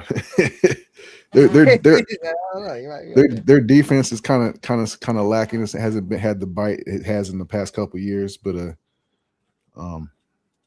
yeah, you might be on to something. I mean, I'm not gonna lie, bro. Their coach is an offense. I can't think of his name. They have a good offensive-minded head coach. That's why they've been able to get the best out of subpar quarterback play. And that coach over there was the guy who had Sam Darnold pretty much resurrect his career a couple years ago before he went to the Seattle Seahawks in Minnesota. So I'm not saying they have a terrible coaching staff or play caller or quarterback developer by any stretch of the imagination. I'm talking about for the future, though, bro. You feel me? Like, he's a lot older than our coach. You feel me? Like Andrew Janoko's hella young. Like, I don't know the numbers, but I would argue the Raiders probably have like the youngest coaching staff in terms of like offensive coordinator, defensive coordinator, head coach in the league right now. I have to think it's somewhere around probably the youngest in the fucking league. You know what I'm saying? So, anyways, the point I'm trying to make is when you have a young coaching staff and everybody's on the same page, it leads more to a brighter future than Minnesota, who, they keep having different guys coming out that joint. You feel me? Like, Kubiak and Janoko's relationship is way different than what he's had with, and that coach has had multiple offensive coordinators come in and out of that joint. You know what I'm saying? Including our offensive coordinator now is a pass game guy with Kubiak, so he's been through there too. So you know, I don't know. I just feel like if the Raiders want to do something now, and you know, not only do something now, but like you said, Nate, put your quarterback in the best possible situation. I feel like the Raiders have done that everywhere. Obviously, the offensive line, we have to see how that pans out. But in terms of, you know, getting a quarterback guru driven type coaching staff, they've done that. They got him a running back. The Raiders got a tight end. You feel me? Like they've done everything to cater to building a young quarterback that we at least can kind of see right now. Like I said, the offensive line is the determining factor of all that. But at the end of the day, bro, if the Raiders go in this joint before week 1 and bang the hammer, dog, and make a move for like Justin Jefferson, I think that puts the entire league on notice, bro. Like I think from day 1, bro, we'll be able to compete with every team in our division. You got high hopes, brother. Shit, I got high hopes. You got him at like 13 wins, and I got him at like 3. That was just shit. I'm talking hypotheticals. I ain't got no hopes. It's hypothetical. Shit, my records is hypothetical. My record is hypothetical. That shit ain't in stone. I guess. That ain't in stone. I hear you. No, you got a point there. I mean, you backing off of it now? We gonna lose to the Titans and the Jets. Like, you know what? We sweeping the Chiefs, but we gonna lose to the Titans and the Jets? You're crazy. That's crazy. Oh, fuck you, smoke. Real ones over here, like man. Raider Nation for Life said right there, dude. That's the whole point I'm trying to make right now. I'd rather take Jefferson over a middle first round pick wide receiver if we go wide receiver next year. Bro. Like that's really the whole point. I'm gonna say this. Like, if Justin Jefferson is that piece that's gonna get you over the hump and into playoff consideration, I don't give a fuck about that first round pick. Why? Well, do you think they will? Do you think that? You think Justin Jefferson could get the Raiders to over the hump? Because, I mean, you had them at like 12, 13 plus wins. You think if we get Justin Jefferson, we're going to win a playoff game or something? You get Justin Jefferson, you can pencil in 10 to 12 wins, bro. That's okay. That's a no-brainer. I'm sorry. That's a fucking no-brainer, bro. I'm thinking more back up with Jalen Naylor. 12 to 14. I would say 10 to 12. I would say 10 to 12. Reason being, you now have Jalen Naylor paired back up with Justin Jefferson. I didn't even think about that. And Kirk Cousins. You got a Tucker and a Bowers. And a Bowers. Bro. And a Ashton Genty. Bro. And a Clint Kubiak. Bro, I'm just saying. All your offensive line got to do is give your quarterback 3.5 seconds, bro. 3.5 seconds is all you got to give your quarterback and your running back. It's 3.5 seconds. I don't need the niggas to block for 10 seconds. I need 3.5 seconds. 4 at the most. Get some shit done, bro. You got Justin Jefferson who's gonna run a 20-yard dash in 1.5 seconds. Right, you go have him out there like 2 seconds, 20 yards. You know what I mean? You got Brock Bowers, who's a fucking beast of a man. You know what I mean? This nigga's a beast of a fucking man, bro. Let's just be honest about that. He's a big ass target. He don't drop much of anything. He's a football robot from heaven. Yeah. Then you got the speed of Trey Tucker that can also run and move. Justin Jefferson, like I said, not only is he speedy, but you know he's an infectious route runner, bro. You know what I mean? It rubs off on other people who are on the field playing with him. Taylor, in my opinion, is more of a slot receiver too, bro. So that would fit perfect, dog. Say you got motherfucking Justin Jefferson and Trey Tucker on the outside with Jalen Naylor. That shit would fry. That shit would be fire. That would be a hard off with Jincy and fucking Bowers on the field too at the same time. Bro, that's a hard offense to guard, bro. That's a hard offense to guard. I'm sorry. That's what I'm saying, bro. That would be insane. Nasty word. So my saying would be, fuck that pick. If I'm trash, I'm drafting a wide receiver next year. If I'm good, You know what I mean? If I'm good, I don't fucking need a. I mean, I don't care about that pick but exactly. I don't need the number one. You know what Bro, I mean? I don't need in the my number opinion, one. if we're not getting old buddy Jeremiah Smith, or what's the other kid that played at Auburn? His name always slips in my mind. It's the other top 10 wide receiver that's coming out this year, bro. He's a beast, bro. If it's not neither one of those guys, I'm definitely willing to trade that first round pick for a receiver for sure. For sure. I mean, look how it's played out for the Rams, chat. Like, what Sean McVay was there, like, what was it, like his first fucking year he traded for Jalen Ramsey, or his second year? Like, they were already right off the bat with Sean McVay, fuck all these picks. We gonna come in and we don't want Sean McVay. We want him to focus on the future, but we trying to make this a winning program right now type shit. You feel me? Like, what's the mindset? If that's the mindset, bro, go for it. Fucking go for it. And in my honest opinion, I wouldn't be mad at it. And the main reason why is that stadium needs Raider fans in it. That stadium needs a home field advantage. You want to know how you can get a home field advantage? Get Justin Jefferson and have Justin Jefferson and Fernando Mendoza, Kirk Cousins, whoever the fuck it is, team them up with Jalen Naylor and Trey Tucker and Brock Bowers and Ashton Genty, bro. That offense could light up the league, and you'll have Raider fans in that bitch tomorrow. There ain't no Raider fans in that stadium. You want to know one of the main reasons why outside of winning? Raider fans are never, this is my opinion, right? I'm never okay with winning. I mean, I'm never okay with losing. But if we lose the game, at least I want to have something that entertain me, dog. And ever since we've been in Vegas, every single time we lose, it's embarrassing.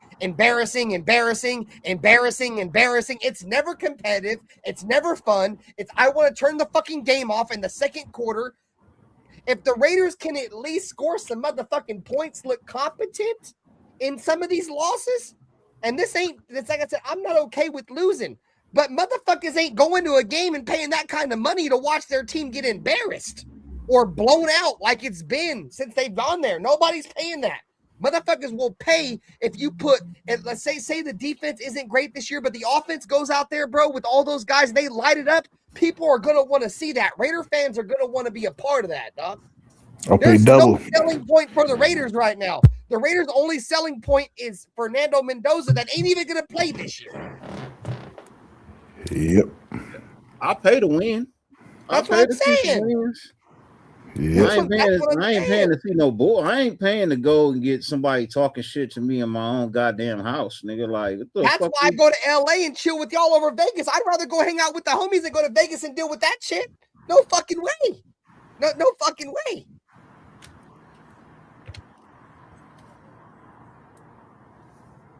I don't know. That's just, I mean, you want Raider fans to show up. You feel me? You want other teams to just stop selling out your baby. Mark Davis. Make your team a winner, bro. Like, we all right now have the mindset that this is gonna be, a 2 or 3 year, a 3 or 4 year plan, probably at least. You feel me? But if you're able to finagle your way into a trade with Justin Jefferson, I mean, you're not looking at an overnight turnaround, but you're definitely putting yourself in a position where you can win a lot sooner than what you probably originally thought you were gonna win.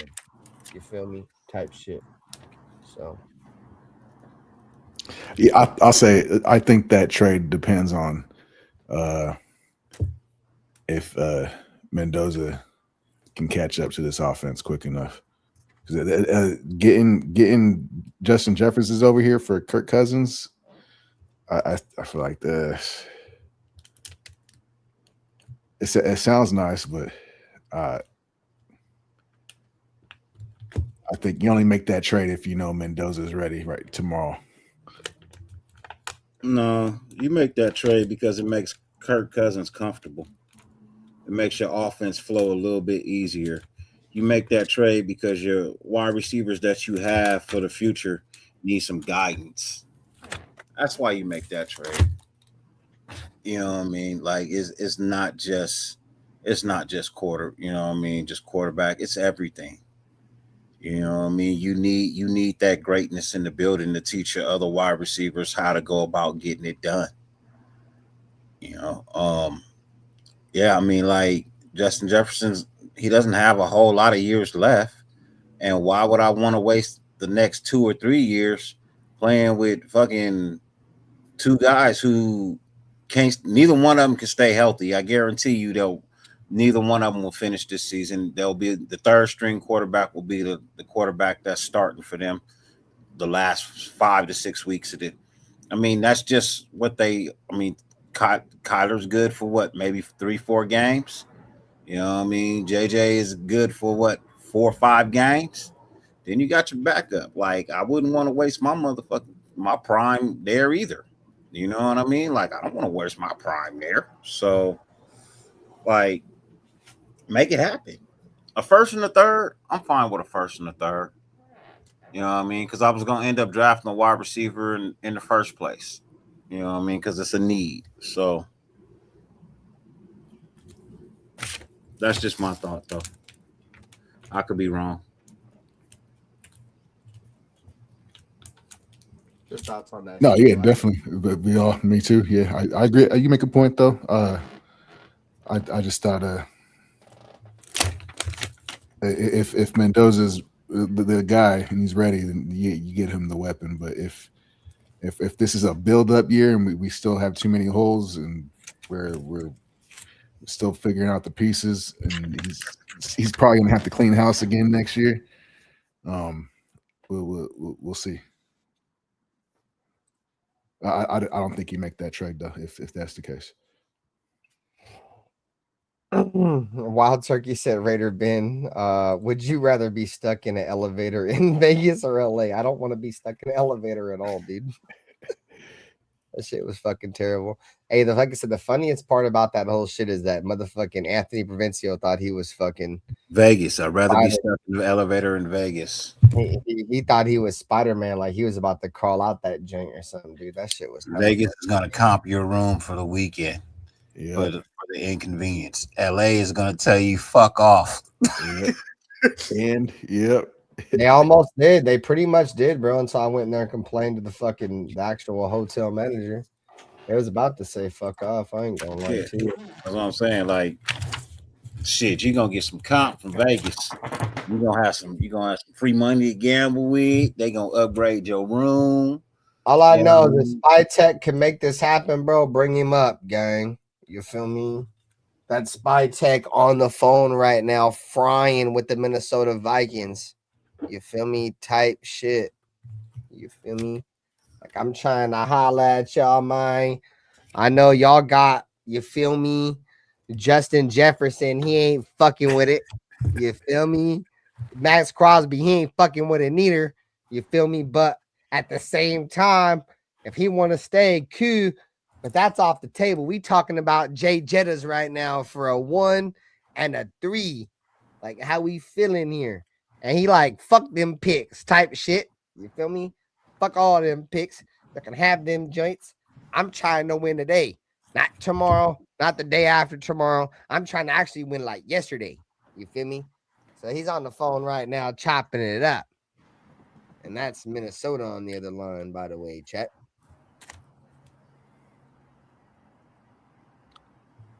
Hollering at the kid.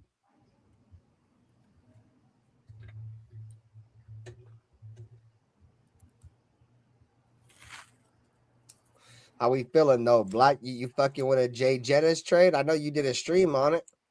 How you feeling about a Jay Jettas? What up, father and son? What up with you, Gene? Well, that's like he's a force multiplier no matter where he goes. So I don't know how you could not think that he would be a benefit to your team. I don't think he disgruntled. I don't think he said that. I think they were saying he gonna get disgruntled because he ain't got no quarterback. But I can see that happening. Frustration try to kick in. whatever. There's probably like a 1% chance that it could happen. But so you're saying there's a chance. So it might, you never know. I don't really care because it's just all fictional. But the thing I do like though is the fact that the Las Vegas used to be a place that wasn't a destination spot, and now we can take the best arguably one of the best next to Chase being Jamar Chase, one of the best two wide receivers. You can link them to our team. So that tells me that we're making moves, and that should make Spytech happy because in the event if he do become available, it's not outside of the realm of possibility. So it's cool. I like that part of it. But as far as like daydreaming about it, I'm not about to, spend my day doing that. Bro, I mean, I'm gonna say this. Let me ask you guys this, and chat, you guys can chime in on this too. What's a successful off season? What's your guys's? Because mine is I don't want no drama this off season, gang. It's always drama. You feel me? Rather it be, you feel me, the Christian Wilkins shit, the Henry Rugg shit, the Josh Jacobs shit. Every single year, bro, there's some kind of off-season shit that lingers into the regular season, bro. And it's drama, bro. And the Raiders are always tied to negative shit. And my answer to that question would be, you feel me? We ain't got no negative shit going on, bro. Everything is positive. I mean, the trade falling through with the Ravens, dog, could have made, us or the Ravens look really bad. But that shit literally, as much as I hated the answer from Max Crosby, but that shit is water under the bridge. It really is in terms of the national spectrum. You know what I'm saying? When it comes to the Raiders. So I'm glad that that's where we're at now. Like, I mean, and I don't want to speak too soon. I don't want to speak too soon on it because obviously there's, we got, what, 2 months and a week, 2 months and 10 days, give or take, till football season starts. But as of right now, the Raiders are, dotting their I's and crossing their T's and keeping the slate clean. And I think that first and foremost is probably, key to us getting back to winning this year. So no kissing booths or none of that shit. No, it's all wishful thinking. It's all if and what ifs and all that, I don't know. It makes sense. It sounds like it makes sense. It could be Was it successful? That's the question. What was considered successful? Yeah, what would you consider a successful, off season? Oh, off season? Yeah. If something happens so we can make more. More what? Y'all didn't like my joke? I didn't hear it, to be honest. Why I said, what'd you say? I said, you said off season, so can they make something happen so we can do more content? Stupid. Hey, bro, if the Raiders pull something like that off, bro, I mean, my expectation. Well, we got to give it a year, though, to be honest, though, for if it's going to really, really happen, we got to give it a year because because Justin Jefferson, we never really heard of him being a problem, in the locker room and all that, right? So he's not going to make it look like he's disgruntled because it's part of his image that's going on. So what happens is last year was his worst year statistically. He still got 1,000 yards, but let him dip under that 1,000 yards. He got free reign to act however he want to, right? Then he gonna be like, look, check this out, man. I got one more year on my contract. It's time for us to talk contract. And you know what? Matter of fact, y'all saved y'all little contract. I'm going to Las Vegas. And that could happen. Like, it really could happen, but I just think it's like right now it's so far in the distance that, it's more of a pipe dream than anything. But there is a 1% chance that could happen, though. So I'm hearing, and this is just what I'm hearing, I could be wrong, you know what I mean, is He doesn't want to take the chance of finding out if he's going to dip below 1,000 yards. He does not have any faith in Kyler Murray at all. Zero. In fact, Kyler Murray came out, started OTAs. His first 2 throws were interceptions. His first 2 throws were picks. I personally said Kyler Murray was going to be a bust when he got drafted. I meant it. I'm standing by it. You can't make me change my mind about it. And now this future Hall of Fame wide receiver is seeing the same damn thing. And no, I'm not gonna go out there and fucking get killed for no reason. Why? Put my career on the line for your short ass that can't fucking play? I'm good. I want out. And I want out now.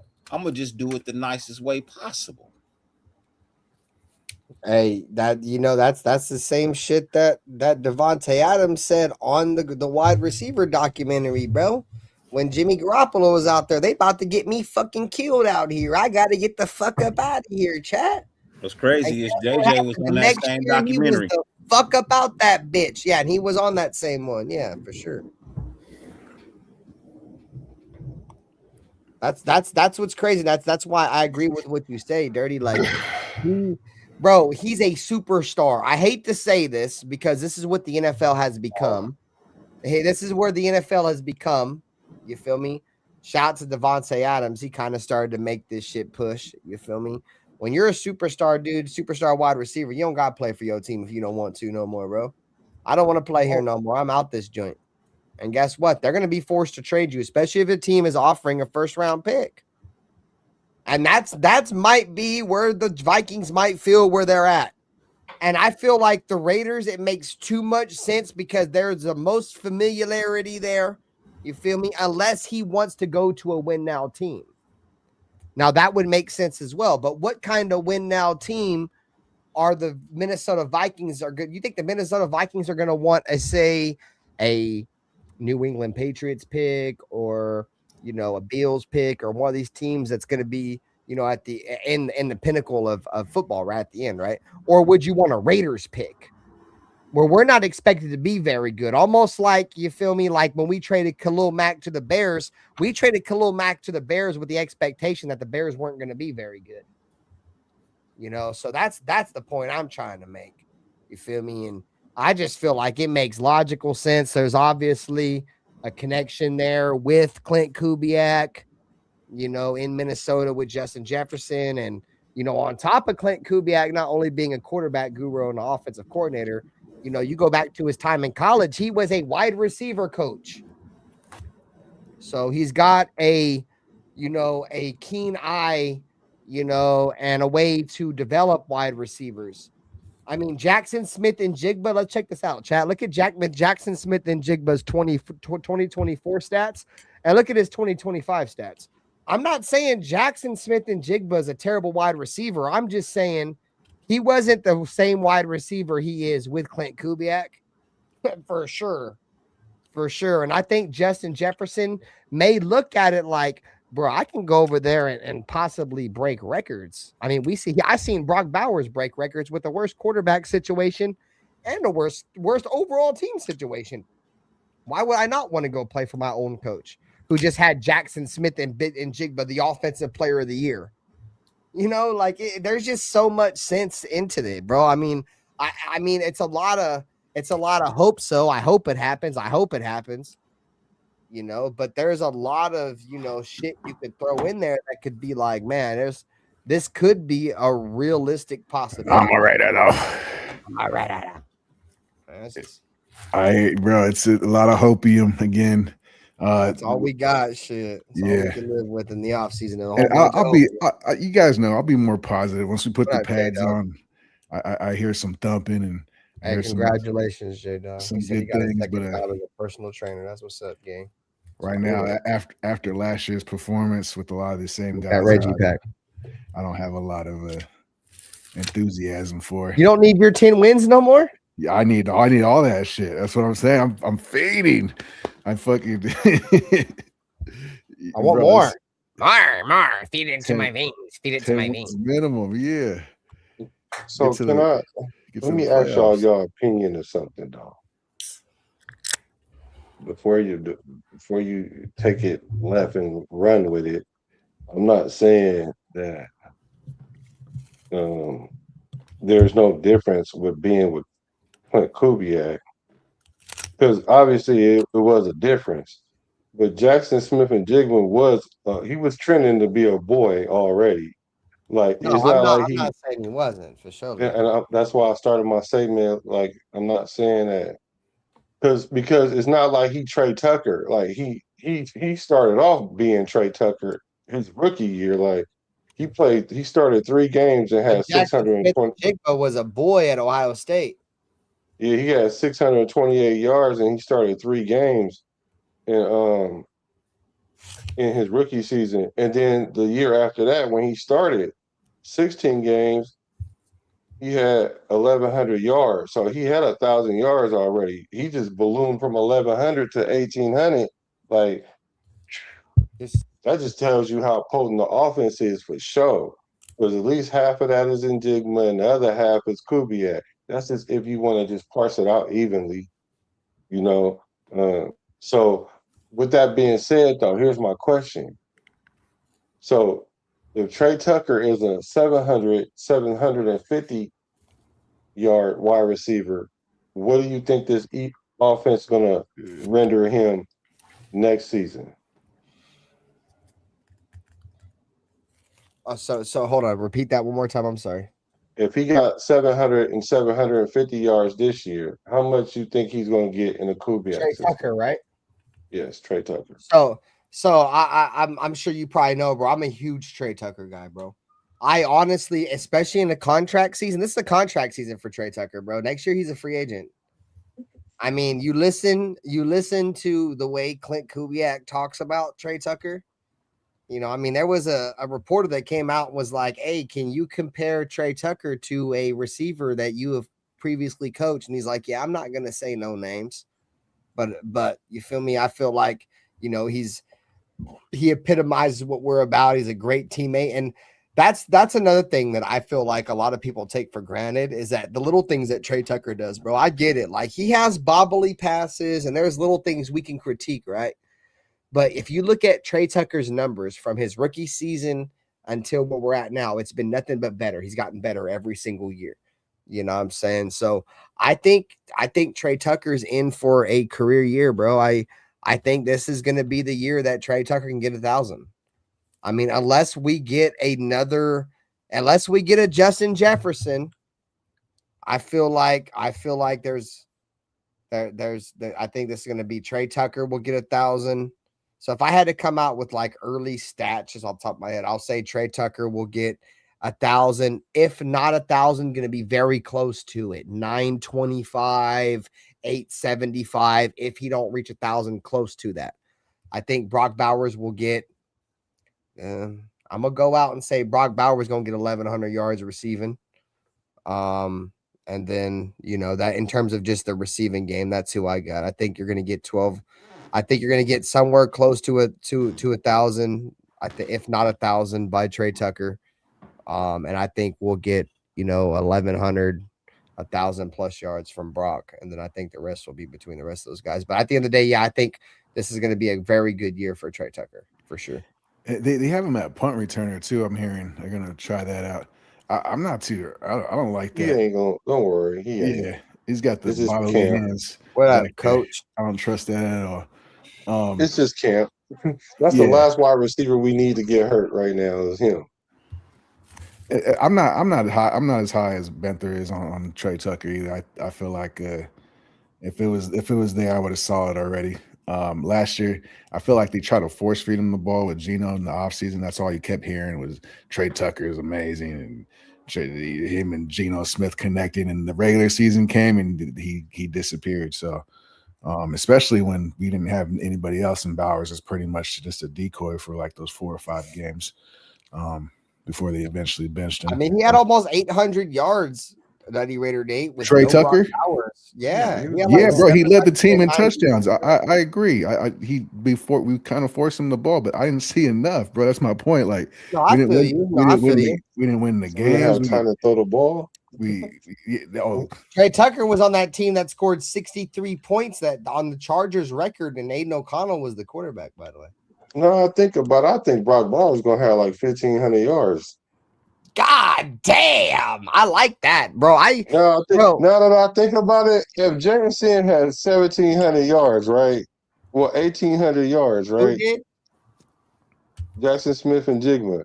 Bro, I agree, bro, because Brock Bowers is a receiver. If he had 1,800 yards and Tucker gonna have 1,000, then that means Bowers should have like 1,500 then. Bro, dude, that would be, dude, you talk about historic seasons for a tight end, bro. And check this out. The reason why you're not crazy, Black, is like, this is what I tried to explain to people that judged the Brock Bowers pick. Brock, look at the numbers. Brock Bowers played 70% of his Georgia snaps at wide receiver.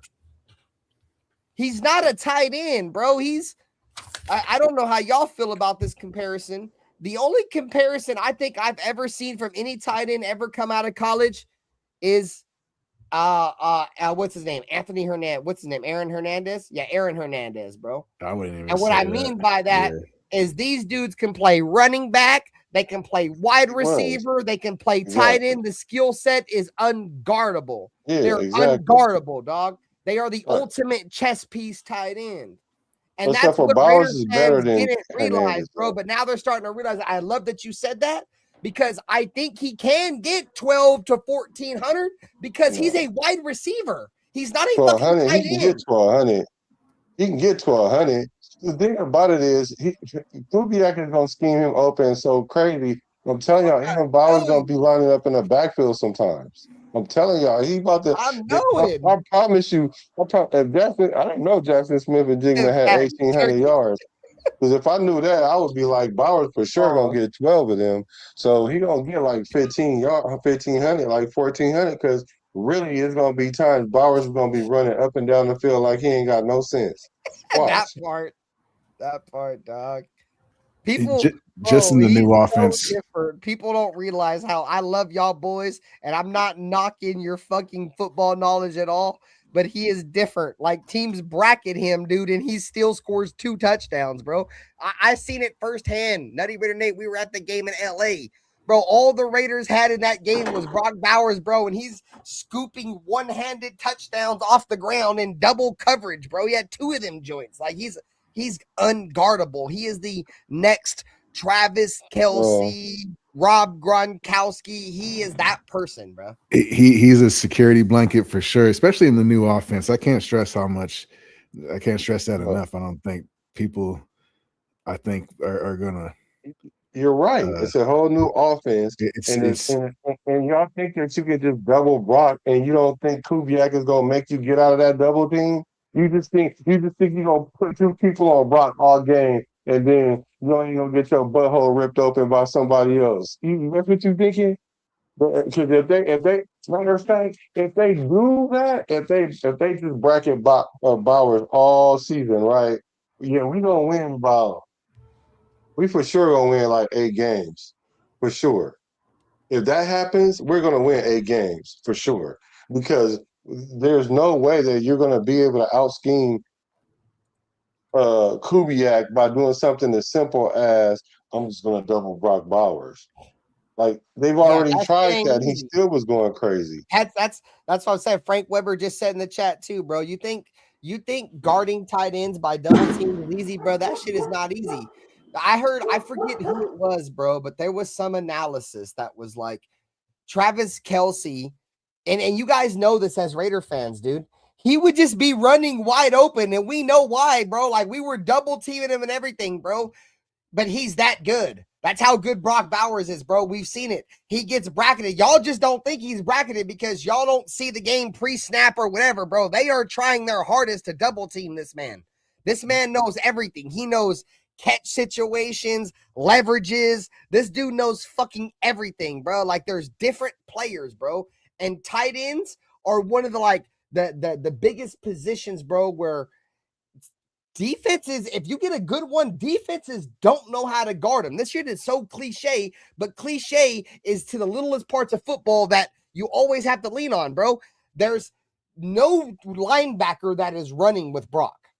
There's no linebacker. And we've seen the fucking Chiefs put Trent McDuffie on Brock. Corners, And all Denver pro put corners. Denver put Surtain on him. Yeah, all pros. They're too little. Corners are too little. Hey, but the thing about brackets though is it's a zone. So all you gotta do that. Why do you think Travis Kelce get open? Because all you gotta do is take 5 steps to turn around in the zone. That's all he gotta do. Like if you bracket Bowers, all he gonna do is just run choice routes all day. That's it. Options. He's gonna run options all day, bro. It's gonna be options the entire game. So I don't. He gonna have 12 catches. He gonna have 12 catches in zone. Right. So you gotta stick somebody on him, man. So it looked like he at least being guarded. You can't just let him run up and down the field under a bracket all game long. Like they're gonna be going crazy. And you don't think Kubiak we gonna run. That's what we gonna do. We're gonna run, and then as soon as y'all come up, Brock Bowers gonna be running right by your safety. He's gonna run straight down the seam, dude. Expect a lot of seam joints, bro. They go pound. You're gonna see a vertical seam route by Brock Bowers, bro. Like I'm trying to. They're gonna be like, Brock, how are you getting so open? He's gonna be like, I don't know. I just catch the ball and run to the end zone. He gonna talk like Bobby Boucher. I don't know. My mama said just run down the seam. Kubiak said just run down the seam. Just run down the seam. So Cal Sal, bro, I hate to be that dude, but y'all know I've been pounding the table for Brock for a long time. I love Brock, bro. He's like my favorite Raider so far of my adult lifehood. And I'm gonna say this, bro. I loved Max. I really did. The whole Antonio Pierce shit ruined my shit with Max. Like I said, we've had this conversation before. I thought he put himself in front of the shield by saying, if you don't sign Antonio Pierce, I'm gonna demand a trade. But we're not getting into that. So, yes, Brock Bowers is my favorite fucking player, dude, and I agree with you, Sal, and I'm not trying to sound like a glazer, bro, but he could be, bro. Tight ends are one of the most unguardable positions in the National Football League because teams don't know how to guard them. I just told you why. Teams don't know how to guard them, and when you get a crazy play caller, look at the tight ends in great great offensive play caller coaches. Look at the Niners, Shanahan. Kelce, Andy Reid, Niners, Kittle, Andy Reid, Kelce. I mean, now you're starting to see some tight ends with the Rams, but the Rams don't really care about tight ends. They trade all their picks for wide receivers. You know what I'm saying? And they got Puka, you know what I'm saying, that dude's damn near a fucking tight end at wide receiver too, bro. He's crazy. Like his blocking and all that shit's crazy. But the point I'm trying to make is a lot of these great offensive-minded coaches, these play callers, they have great, they scheme these tight ends, bro. It's fucking crazy. And the Seahawks didn't even really have like good tight ends, bro. But if you go back and you watch their film last year, bro, they ran a lot of tight ends, bro. And them tight ends was out there balling, bro. Them tight ends they had was balling. So I'm excited, bro. I'm excited. I'm gonna go grab some dinner though, guys. I'm not shutting the stream down. If y'all want to keep going, be cool. I'm gonna back out. You guys get in the stream whenever y'all ready. I'm gonna go grab some dinner. I love y'all boys. Chat, you guys know what time it is. And I'm gonna grab some food. But yeah, man, you guys take it easy, man. I'll catch you guys in a couple of days. Love y'all boys. Thanks y'all for pulling up, bro. Sure. You guys. For sure. Yeah, but to be fair though, they didn't throw to the tight end a whole lot last year because all their tight ends combined probably got like 5, 6, 700 yards. Yeah, no, it's different with Brock Bowers though. It's different when you got a tight end that's worth throwing the ball to versus 3 guys that you got to kind of spread it around and hope that they get it right. So yeah, that's just my thought though. It's all wishful thinking, bro. This offensive line can't get it going. You should be able to see that they're going to get it going, bro. You should be able to see that already. What they haven't put pads on? What do you mean see it, bro? And after last year, they were the Well, worst, they were the last in the league. let me tell you how. So you telling me you don't know how Tyler Linderbaum going to play next year? I don't know. You don't have no idea. In the new offense on the other side of the country. I don't care. I don't care what team he play on. You telling me you don't have an idea how well he's going to play? He's an upgrade from what we were doing. Yeah, I see that, but yeah, you can see you can tell how some players are going to play. Put the pads on, bro. Fuck that. You can't. It ain't gonna make no difference. He's the same guy. Just like you don't know what Colton Miller. You know if Colton Miller don't get hurt, you know how he's going to play. Just like you know if JPJ don't get hurt, you know how he's going to play. I don't know how fucking Linderbaum's going to play. I don't know how you don't know how he's going to play. If Linderbaum is so great, it's nothing to even worry about. See, that's the problem. You don't think that he's great, and so you're worried.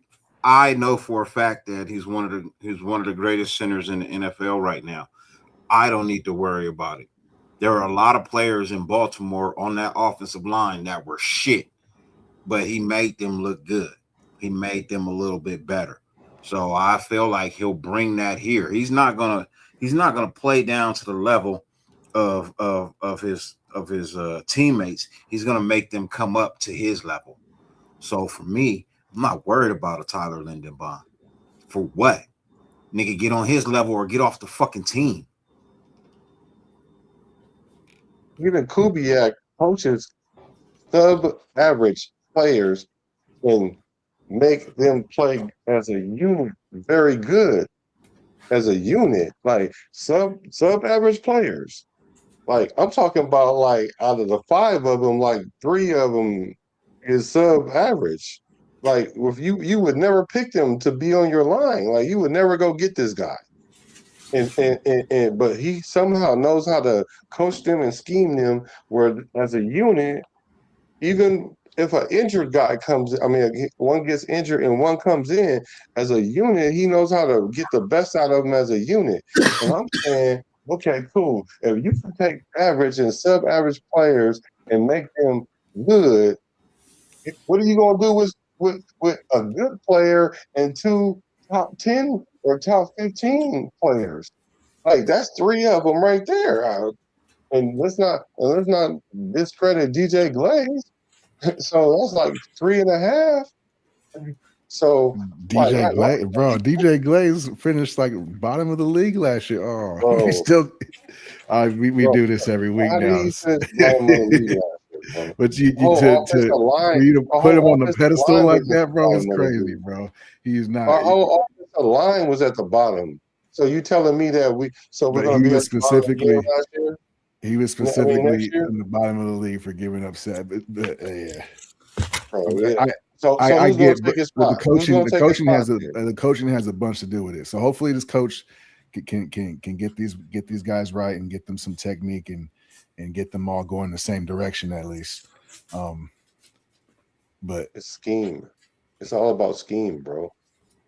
You ain't got to coach them up to be better players than they are. You just got to scheme them right. Of course, it helps if you make them better and develop them, but who's trying to develop DJ Glaze in year 4? He needs to develop himself at this point. But in the meantime, we got to use what he does best. And he's a concern of mine too. But I'm like, who are we going to replace him with? Who do we replace him with? That's the problem. We didn't address it, and we didn't prioritize it, and that's a red flag for me because I feel like that's going to be a weak spot this year, and they're going to find out. Yeah, but I wouldn't have drafted that position when I got hella other holes. I wouldn't go draft a position where this guy's been a 2-year or 3-year starter and he don't get hurt. So he's serviceable. So he can hold water until we can patch up other holes because he ain't the weakest point on the team. And if he shows, and so we do get these players on the line, and he looks like the player from last year, then you're right. He's going to be gone. He'll be gone, or he'll be a backup. Because I have concerns about him too. I think I need for him to be able to go 1-on-1 with a man without being ran around. He has a good first step. He gets to his position, but then his feet just fucking turn into cement blocks, and he lunges too much. His hand placement's terrible. He's all over the place. Definitely technique. He needs to work on better technique. And when he first got to the league, I kind of worried about that because when the college tape was the same thing. It was kind of just sporadic kind of hand placement and handwork, and then he got to the NFL and somebody showed him how to punch at least, and it looked like he was a serviceable right tackle. And then last year, I just blame it on coaching. The whole team sucked, whatever, but it was bad. And I definitely think they did him a favor by not addressing that right tackle position in the offseason or prioritizing it more than they should have. So you out on Charles Grant then? He's the left tackle, and then, yeah, I'm not even too big on him either. He's a smaller school kind of dude. He's smaller stature and in general. I just unless he comes out and just turns into a dog, I just the little bit I saw last year, I didn't see enough dog at least. Yeah, he barely weighed 300. Like he's a smaller guy. He's a pup. He's a little pup, and you got to put some weight on. So we're ways out for him at least to develop, and that's what you get for when you go to the smaller schools to try to hit. It's a gamble, pretty much. So he could be serviceable, and that it could be a good investment long term. But right now, he's not ready.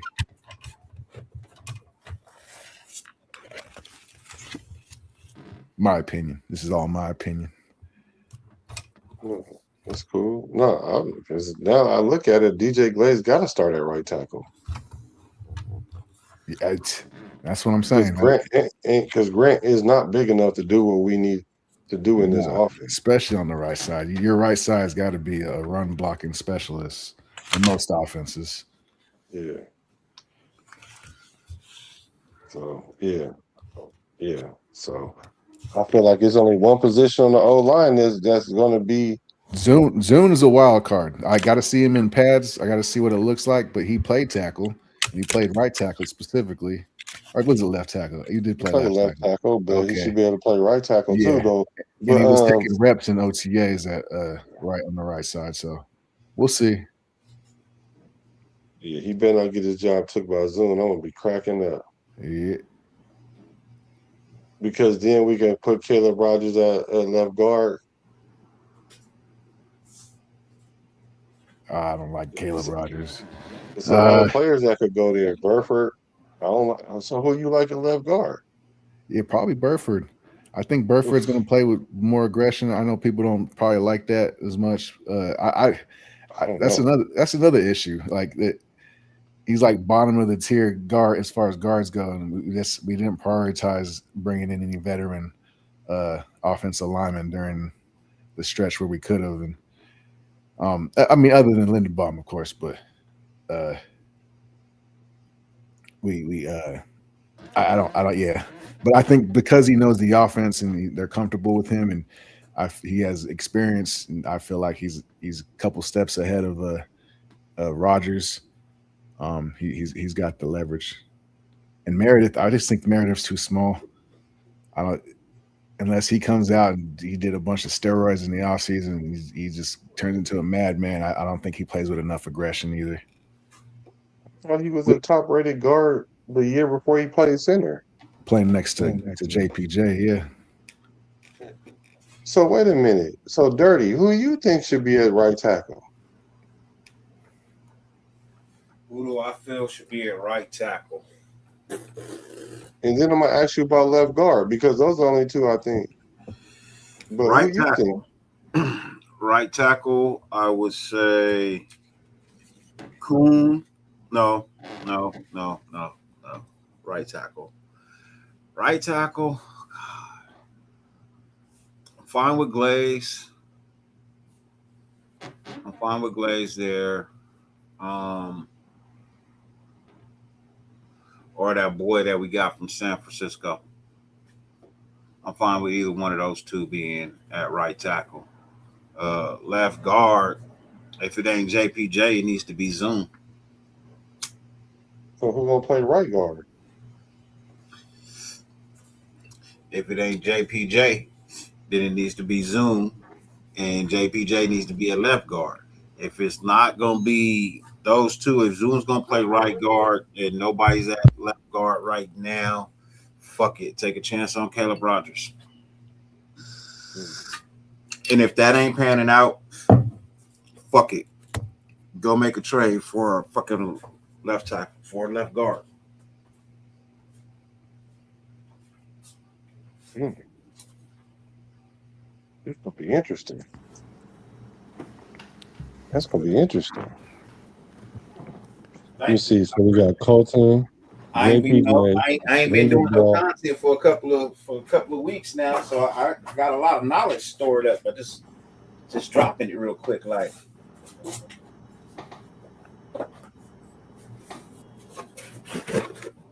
He said Zoom can get in the mix somewhere.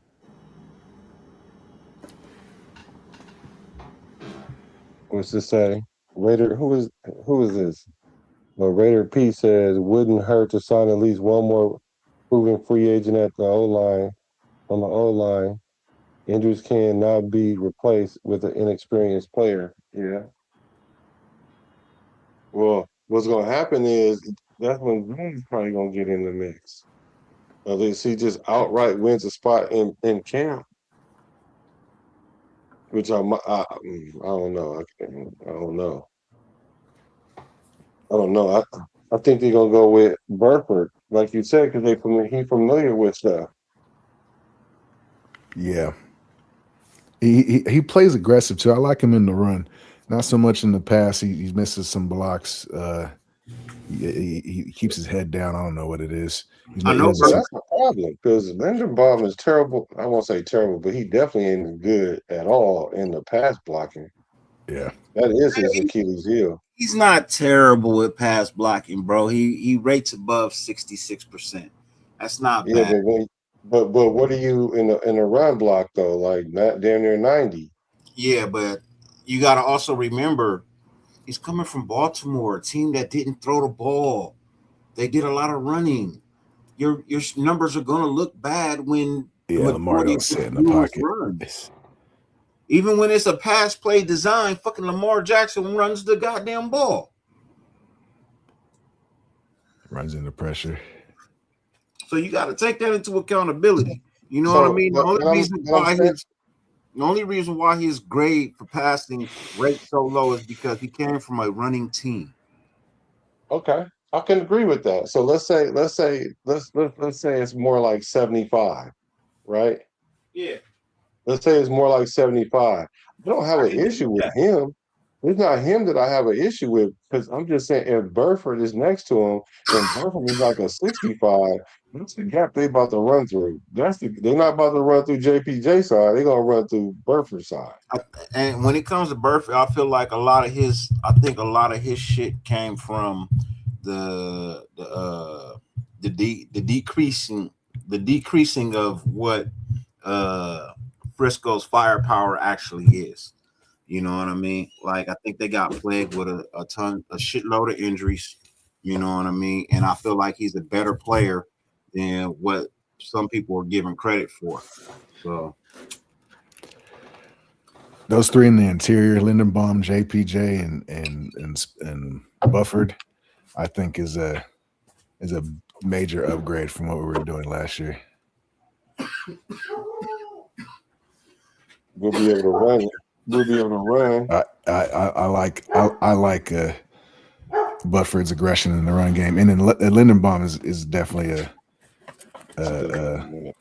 all pro. So what about Glaze? Is he more of a run?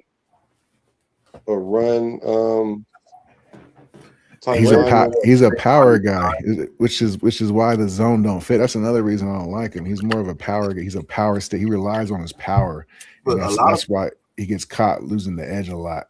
Because a lot of people are complaining about these passing grades, right?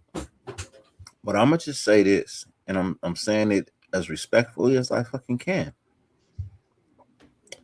Who the fuck cares about these fucking passing grades when you're talking about a running team? And that's exactly what the fuck we're going to be next year.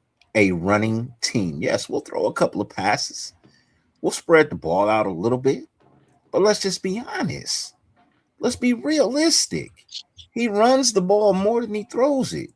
So you want these guys to be on higher grades of the playbook when it calls for a material run. And for these little bitty pass plays that we do, man, these motherfuckers might rake a honey because they ain't gonna have to do a lot of pass blocking. When you run block, you ain't gotta block as long as you do when you pass blocking. Okay, I'm gonna answer this as respectfully as I can. I just want to say that. Well, it matters only in the sense of not only, but majority in the sense of when it's 3rd and long or 3rd and 6. When it's an obvious passing down, then I need you to pass block. And if you just scared to pass block or you're not familiar with pass blocking, then we're not gonna convert on 3rd down a lot unless we're in 3rd and short situations where we might run it like 3rd and 4 or something like that. I'm not saying it's the most major thing that you should worry about. I personally would prefer in this offense that we run the ball, have more run blockers than pass, because we're going to catch a lot of teams off guard when we pass the ball. So that helps our O linemen. So I ain't really worried about it. I was just saying, if Linderbaum, being that that's not his strength, and we have a guy right next to him, that's the gap they're running through. I'm not saying that they're going to be able to do whatever. I'm just saying that's where the leak in our offensive line is going to be, right there. That's all I'm saying. I'd say pass blocking is probably easier to coach than say run blocking, because you can't really coach aggression. So that's hopefully that's where our coaching comes in play, and give him some better technique for his pass blocking. Running is definitely an attitude. Yeah. And you can't coach attitude or aggression. You're either out there trying to take somebody's paycheck out their hand, or you're wasting your time. And I think we'll break higher in pass protection over our O line this year. Like you said, for the simple fact that Lamar, he gonna either run it or he gonna break the pocket anyway. So it's easier for you not to be able to block when you're running, when your quarterback is all over the place. That's why they're trying to keep him in the pocket a lot of times.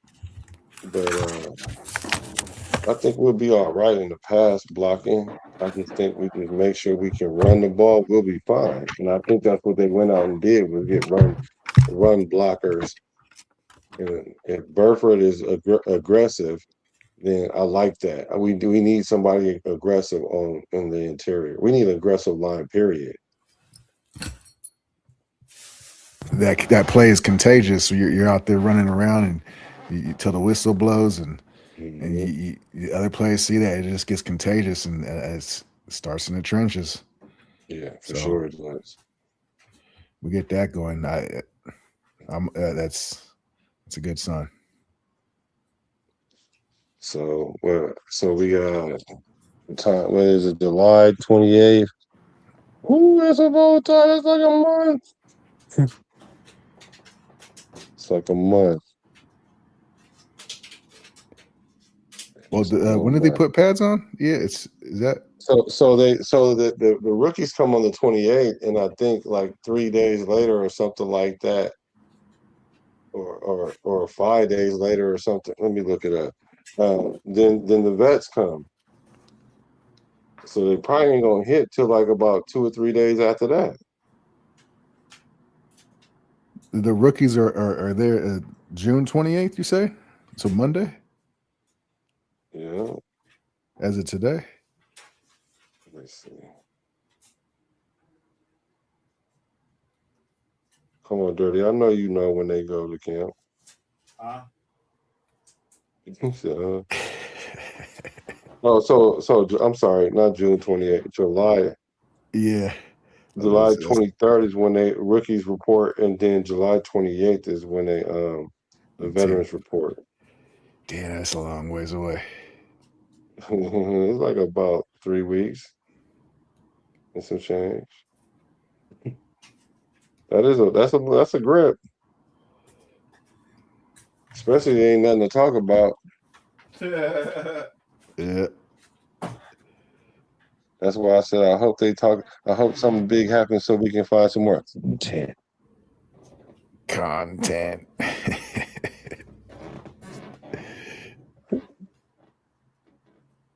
Let's see what y'all. Let me see. We still got 20 in the building. 20, a twin.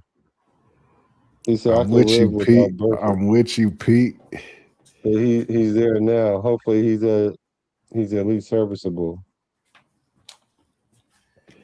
Yeah, it wasn't the best pick. I'm definitely, like I said earlier, it was underwhelming when we brought him in, but I thought it was still an upgrade from Parham. I think anything was an upgrade from Parham. And Parham got paid, bro. That's crazy to me, but whatever. That's each his own. Parham got gripped. He got paid.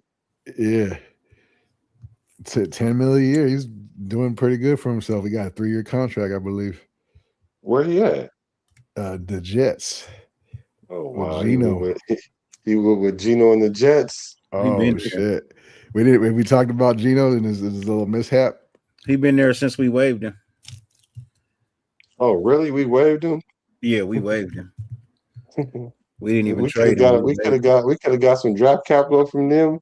We got draft capital from nobody Gino. wanted. Nobody was taking him. They picked his ass up in like free agency. Yeah, he still got a bag. I'm surprised he even got that, or because he's serviceable. He stays in front of his guy, but he just gets knocked back, bro. He's too light in the ass. He doesn't. He's missing that aggression as well, and I was sick of it. Yeah, you gotta have that aggression. I'm sorry. The O-line, I'm talking about. He ain't gotta be like an angry type guy, but when he in the trenches, you can't. It's controlled chaos. It's controlled chaos. You got to be out there just a fucking psycho, like. But you get contained. But you're playing the mind games out there, especially defensive linemen. They love to run their mouth, so you got to be. Because they get the attack all game. Yeah, you got to think about the play. You got to think about your step. You got to think about the snap count. There's shit going on down there. Yeah, if they shift in, you got to change your assignment, all kind of crazy stuff. They just lining up and trying to find a gap to run through. Yep. And then they'll just be talking their ear off and just trying to throw you off, and you just got to be able to block it out. Yeah, that trench warfare, crazy, boy. They be going through it. Hell yeah. For real, though. But I think our line going to be cool. I'll tell you, I'm not worried about our line. I'm not. Because I know we wasn't that far off last year. We just was scheming wrong and our alignments was terrible. This just was a lot going on in that. They were watching film on YouTube, bro, and the coach wasn't even conducting the meetings. It was bad. I just more sabotage, like 3 years in a row, bro. I don't know how we bounced back from the McDaniels, from the Pete Carroll, even, like, bro. This is not right away. I feel like we're gonna have to let it breathe this year. Like, I'm not expecting success right away, but we'll see. We'll see. See, the problem is you can get success right away and then get trashed the following year. You know what I mean? I don't want that. So, I mean, if we gonna talk about winning now, then show me that you winning, that you want to win now, man. Go get Jettis. Get me some motherfucking talent, bro. Sign a right tackle. Yeah, you gotta give him a couple drafts. I'm talking about with the new coach. Give him one more draft and then start being like, all right, we need this now, because the next year we should get probably like, well, depending on how our D tackles play. But we should probably be doing that. Probably go get a wide receiver. Probably get some linebackers.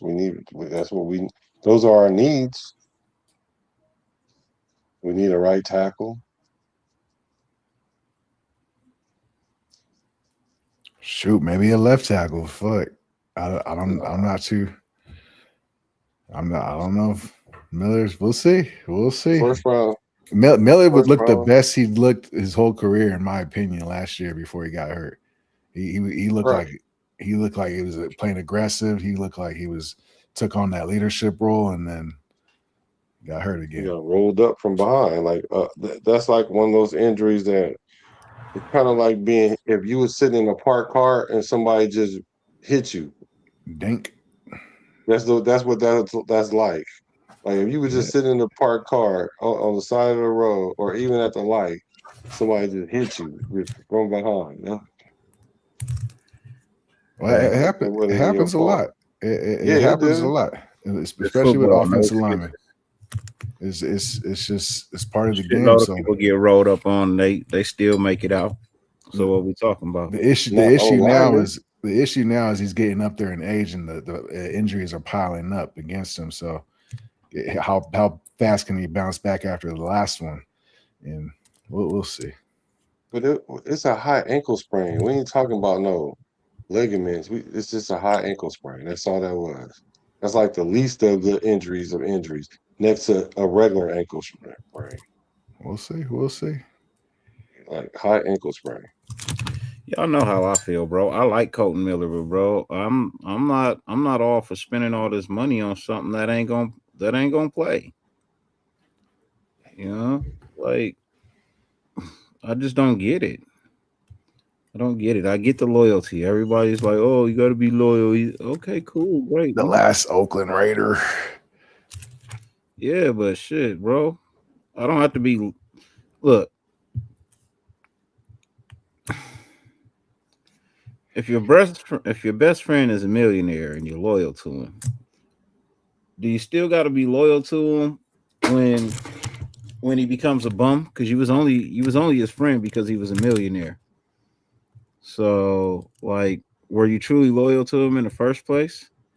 Like, the only reason why we like him is because he played for the Raiders. If he played for somebody else, will we fucking care? No. If we didn't draft him, we wouldn't even fucking care. We'd be like, whatever. He's not a real Raider. He was brought here. Yeah. So that's all I'm saying, man. Like, I get it. Like I say, man, time passes everybody by. You know what I mean? Nobody has defeated time. Not nobody I know. It passes everybody by at some point in time.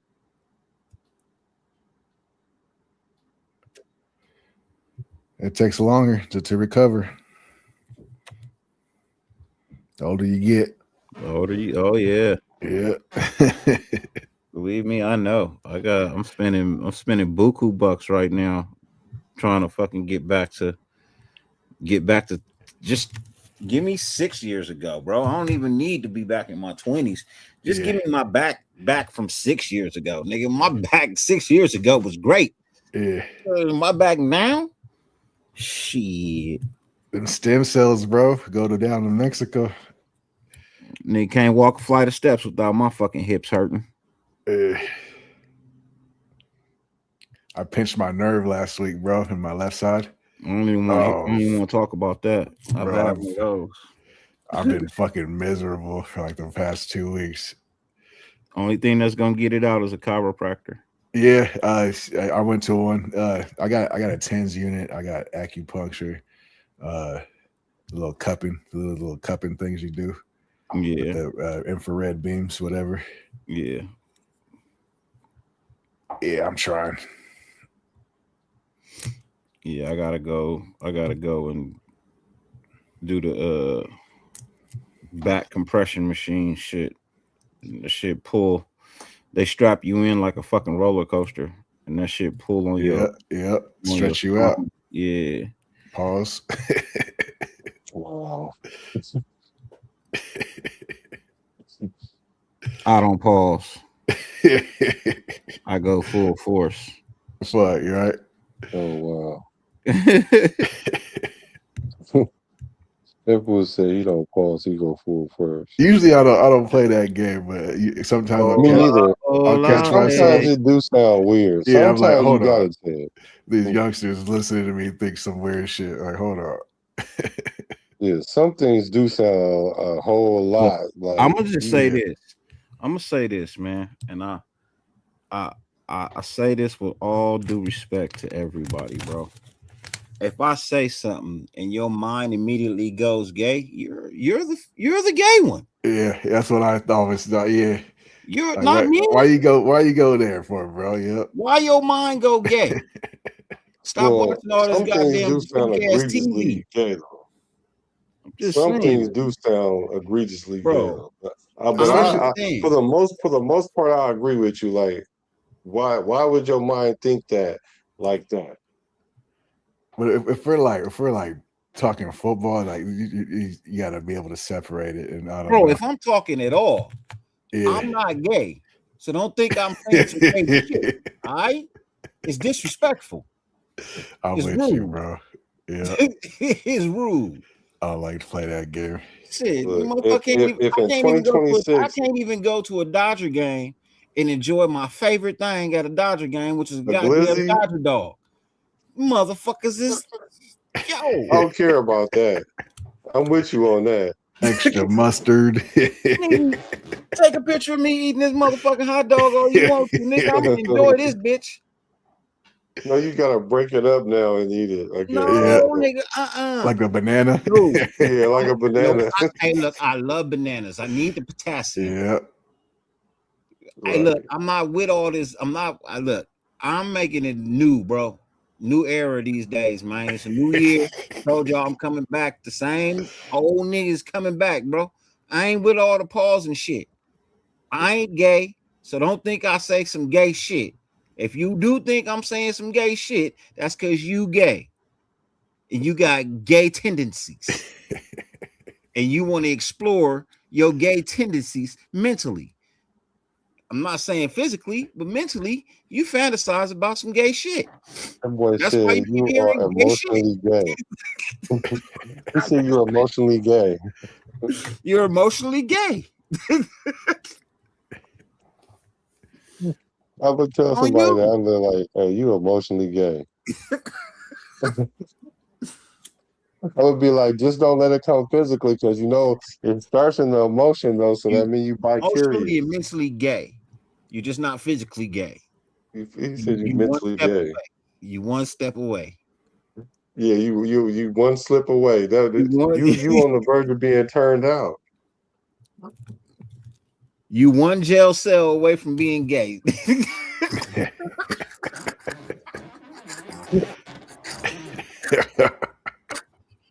It might not even take that much. I hope it take that much. I hope it take that much. I hope it take. Motherfucker having sleepovers with everybody want to catch a Raider game one weekend, all of a sudden be like, you know what? I want to try some dick in the ass. No. That sounds like a San Francisco channel. I don't know. Yeah, I'm here in Frisco. That's why I don't want Debo on our team. For this Raider game, man.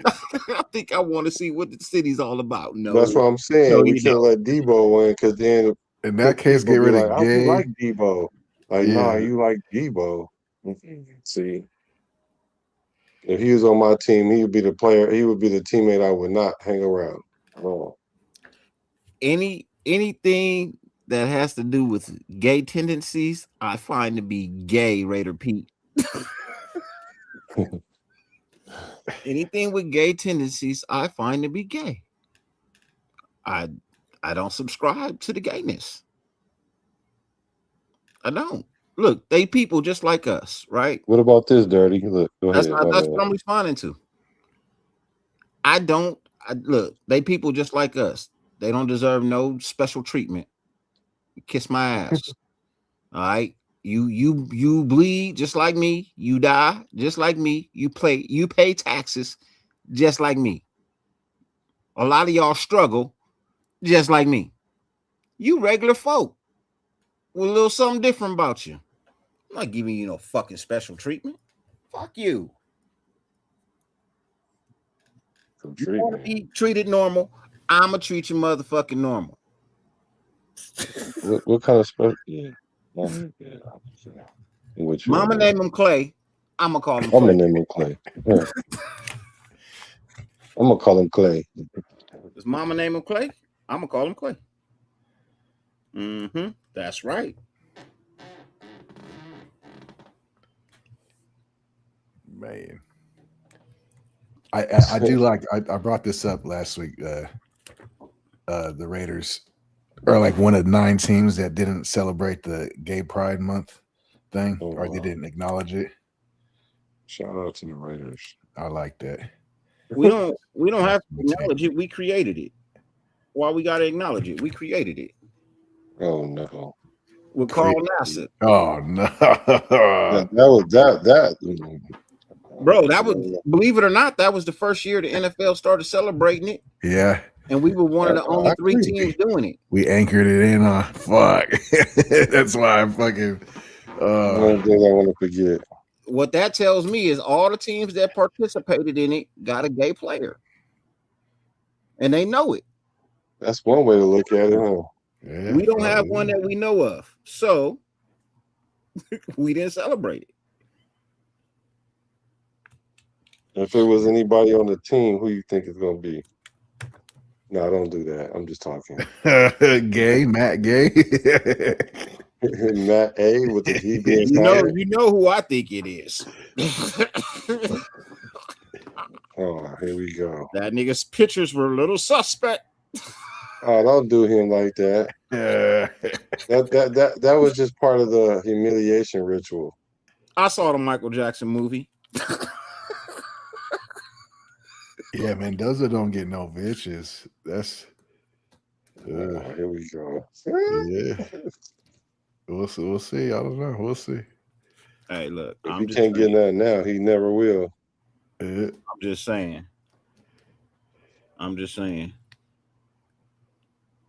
It didn't work well for AC Green.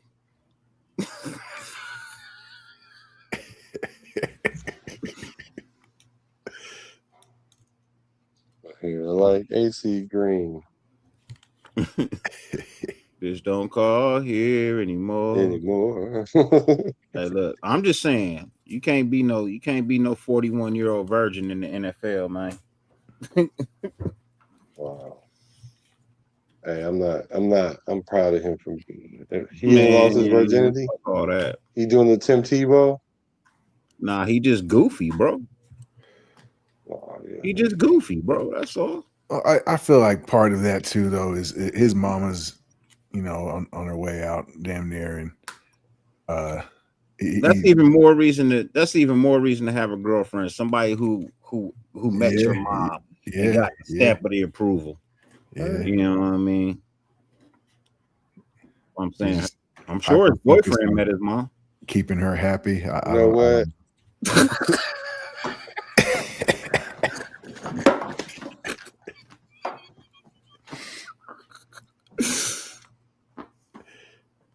I told you, I don't care. As long as you go out there and you produce on the field and give me good numbers and wins, give a fuck what your sexual orientation is. I can care less. I don't give a shit for nobody. As long as you go do your job, I don't give a shit what the fuck you do on your spare time. As long as you do your job. That's all I care about. I don't care about nothing else. I don't care about nothing else. And that's just being honest. I care less about anything else, man. That's the problem with the world. So concerned about everybody else's business except for you. Can't worry about your own. I got problems, just like anybody else. So I'm gonna give them shit for their problems? Nope, not at all. You said you're not exempt. Huh? You said they're not exempt. No, they're not fucking exempt.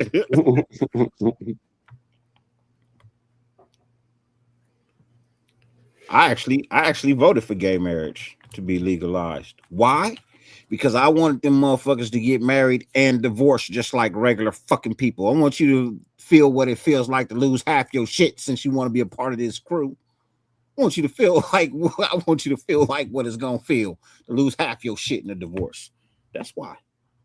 Y'all just separate and go your separate ways, and everybody living all happy, go lucky. That always kind of confused me. Like you wanted to like solidify your gay love in front of God. Like what? That's I don't know. Most churches don't do it. It's usually justice of the peace. It's not a lot of pastors and things that'll do it. It's more justice of the peace doing it. I'm for it, them doing what they want to do, and if whatever they. But at the same time, like why?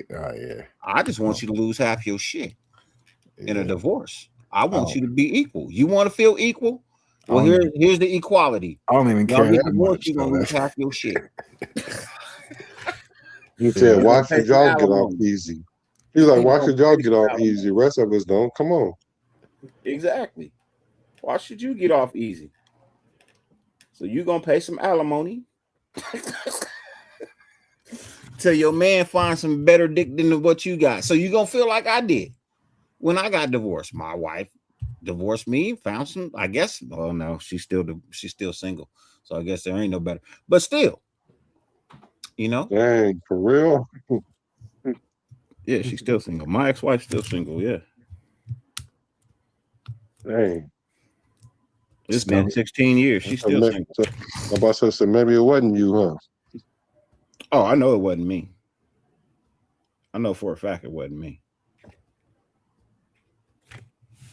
Some people you just, they are who they are. It is what it is. They want to be independent. You can't change them. You can't change them.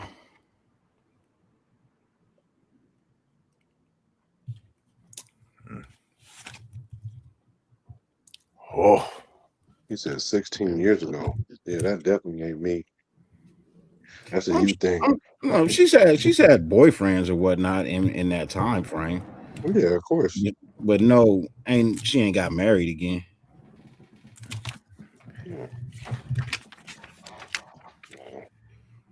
Max for Jay Jetta's straight up trade. Negative. I don't know if the Vikings would think that's a fair one. I'd do it in a heartbeat, but I don't think the Vikings would buy into that. We'd have to give up something. Max is an injury prone. We can give them AOC and Max. Yeah. AOC might be their best quarterback if that's the case. He would be their best quarterback. He ain't better than Kyler Murray. Stop The GOAT. He's already got like 2 feet on him. He do got like 2 feet on him, though. He might go in the whole quarterback room and intimidate all of them. Yeah. Kyler Murray going to practice like, give me my little brother ball back. He said, well, give what my up, little JT? brother ball back. Blessings to you, JT. What's good with you, brother? I got a lot of balls. I got enough money to get a lot of balls. A first round and a second. Nah, that's kind of high for a wide receiver. His price tag is a first and a third. That's his price tag right now.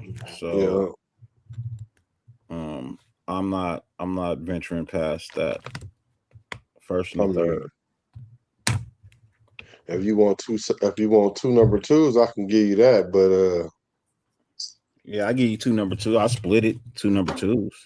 Yeah. But like I said, if Justin Jefferson comes here and puts me in the playoffs, that first round pick don't mean shit next year because it ain't where I wanted it to be. I was gonna draft a wide receiver, but I don't need one. So that pick don't mean shit to me now.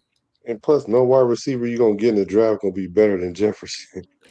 So no, it would only make sense. It would only make sense to use that first round pick even like the first and maybe even a second round pick, but let's just keep it lit like a first and a third. I can live with that.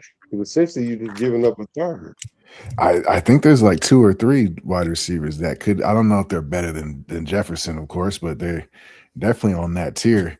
Where if you could get him at their rookie contract, that would be more advantageous. But yeah, but if I can get instant production right now versus taking a gamble, I'll do that all day. Yeah, and you put Jefferson on the field, the defense gotta. They like, how we gonna keep up with Bowers and Jefferson, and then if neither one of them get the ball, Genty come running by you, running through you, running around you. Like that would be crazy. That'd be hard to game plan. And then Tucker can go back to being a little slot receiver. That you know what I'm saying, and he ain't gotta be the. No, you put Jalen Naylor. You put Naylor in the slot. You let Tucker be that outside speed. Yeah, you got to keep him on the outside. Yeah, but that's easy to guard. That's easier to guard, though. Yeah, but if I gotta send my corner underneath on Tucker and gotta send my safety over the top, that opens up for somebody else. You know what I mean? Like, there's not a lot of corners that can even run with Justin Tucker. I mean, that can run with Tucker in the first place. You know what I mean? So if you got Justin Jefferson on one side, who you gonna double, Tucker or Jefferson? Exactly. So now you're leaving Tucker one-on-one with somebody who can't even run with him. Like, and then you got Naylor too. Oh, you said Jefferson or Tucker? Slot. That's what you said? Huh? You said who would I double? You said Jefferson or Tucker? Yeah. Oh, okay, yeah, I thought you said something else because I said either one of them. But yeah, sure, right. Jefferson. Jefferson. Right. So that leaves Tucker one-on-one, right? And then you got to worry about Naylor. You got to worry about Bowers. Like, that's a lot to worry about. So you at that point you can't even double team Jefferson. Not too many times.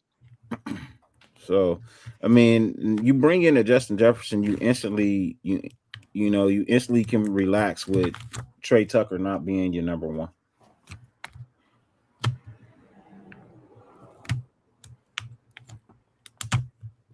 I think Naylor's gonna and if he gets 800 yards, you happy with that? Because you know for a fact Justin Jefferson gonna have at least 1,500.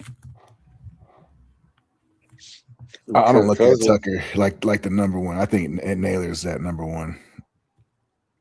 I don't think there is a number one. I think your number one target is Brock Bowers. That's different, though. Number one target and the number one receiver is different, though. Yeah, that's what I'm saying. But when it comes to number one wide receiver, that's probably like a split.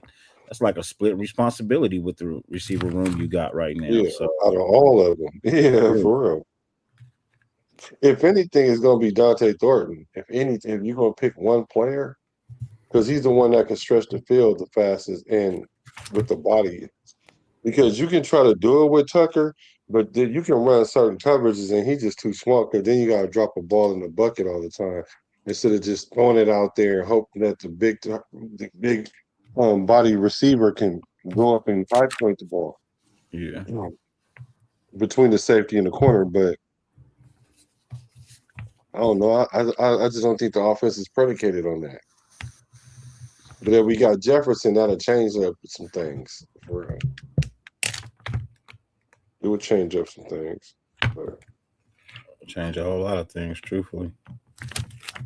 Yeah, it would. Because then we can go back to being who we have to give up though, because some of them receivers will have to go. No.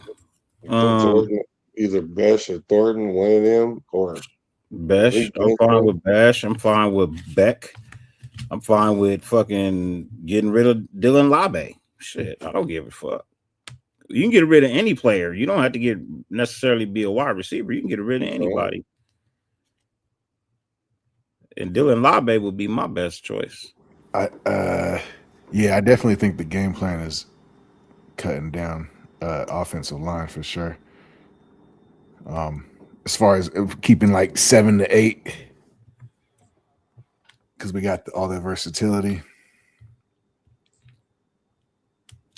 to make room for more position players.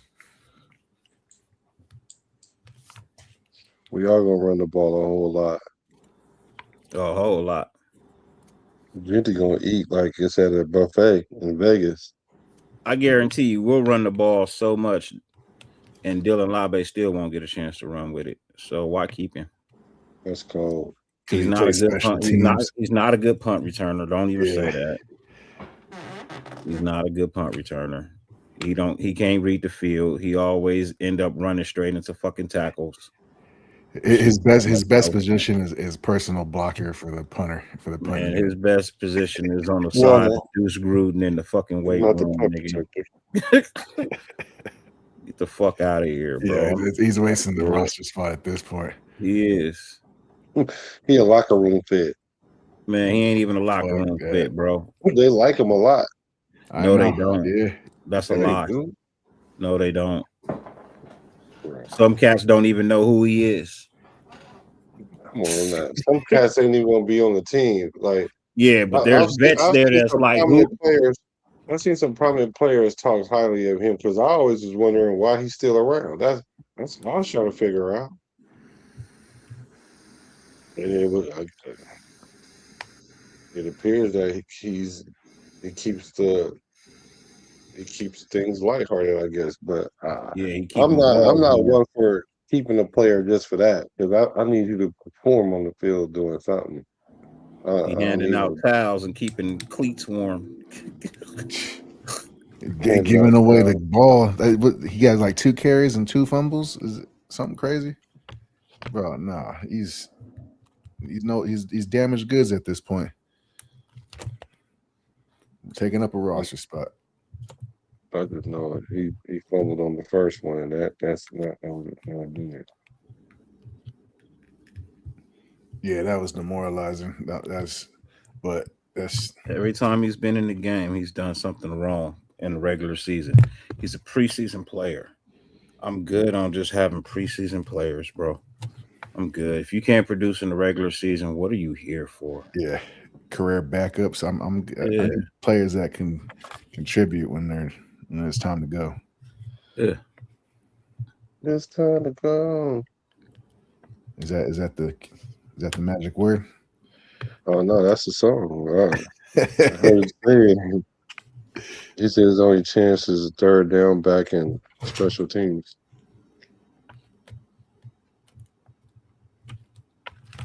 I wouldn't even put him on third downs. I don't trust him. I don't. Definitely not third down. Hell nah. Fumbleitis? Nah. I'm not putting fumbleitis in on third down. We got to upgrade everywhere, all over the place. Fumble Ruski. But I do like that the rookie Washington. I think that's we gotta see if he can. Well, we gotta see if he hold on to the ball. Yeah, that's most running backs, but yeah. Yeah, I think, but he been having a fumbling problems last. I saw that. How many fumbles did he have? Like 3 in his whole college career or something? I know. Let me see. I didn't think it was too much. I mean, there's something there, but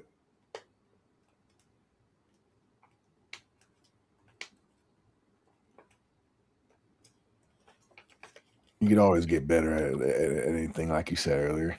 It can improve. Everybody. Like Max Crosby could fucking improve and put some muscle on and get some more sacks. Was his dad? His dad was in the NFL. Who? His dad was I wonder if this is his dad. Mike Washington played cornerback for the Tampa Bay. But it says he had. It said in his career He had 15 total fumbles. He lost 7 of them. Who? Mike Washington Jr. So last year he had 3 fumbles. The year before that he had 6 fumbles. The year before that he had 2 fumbles. And the year before that he had 4 fumbles. How does that add up to 15? I guess. Oh yeah, That's I guess. 15. Yeah, but he lost 7 of them. So okay. But still, that's still a lot. Because just giving up the ball, period, you got lucky. Okay, so 7 or 8 times. His last year in college, he gave up three fumbles. The year before that, 6. Yeah, that's crazy. But maybe he only lost like a couple of them. But still, at the end of the day, me knowing that, I'm hitting him because he gonna give up the ball. I'm gonna hit him in his arm with the ball at. Like if I try to run up on him, I'm gonna try to run up on him and hit him. Put your with helmet. my shoulder. Put your helmet on the ball. Yeah. Yeah. The crown of their helmet up right to the ball. Because he might give it up. But if they teach him how to hold on to it and he stop fumbling, then he gonna be a problem. Because that might be why he trying to drop as low as he did.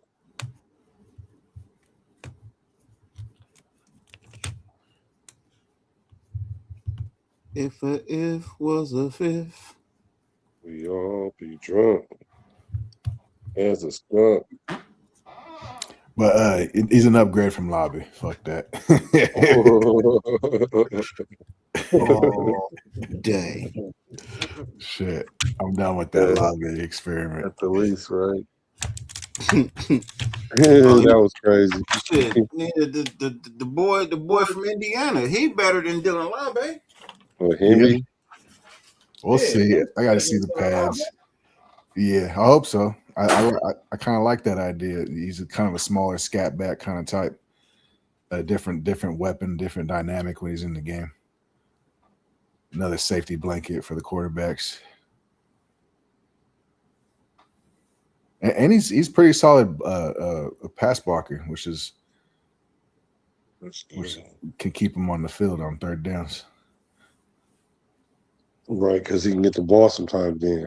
Yep, and just pull out and peel out and get a little check down. Open up the offense, and you get gain all kinds of yards like that. So that's something we've been missing. We didn't do it a lot with Josh Jacobs, which I don't know why. He played slot at Alabama. He was primarily almost like a slot weapon at Alabama, and then John Gruden got him and just turned him into a battery ram, which I like. Josh Jacobs he's just a baller, but we didn't take advantage of all his strengths. And Zamir White's just no hope for that. Sorry, Zamir. No. Sorry, Zamir. That was I'm not sorry. You had an opportunity. You didn't capitalize on it. What I gotta be sorry for? Pie in the sky dream. You be sorry. Sorry you fucked up your opportunity. Nigga, is sorry. Is he still a free agent? Did somebody pick? I thought the Chargers were looking at him last or something. He ain't nobody trying to pick up that dude, bro. Let that motherfucker ride his horses, bro. Zamir White.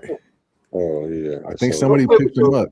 Play with your goddamn horses, bro. He had a tryout or something. Man, nigga, the CFL didn't even want his ass. Rocks League didn't even want his ass, bro. I just watched that shit. I didn't see nothing about him. The Miami Dolphins. He went to the Dolphins. He got. They don't want that nigga in the NFL Europe. They don't even want his ass. He's got another chance with the Dolphins. With the Dolphins, he just had a workout with the Dolphins. We'll see. I guarantee you, 3 years time, he'll be the top black rodeo.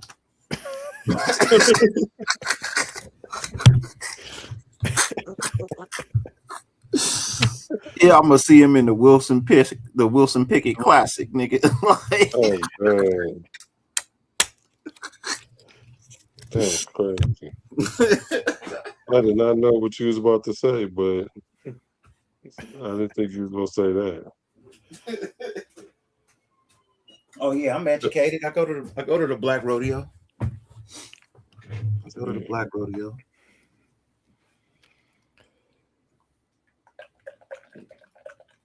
It's time to go to sleep now. Black line dancing is the shit.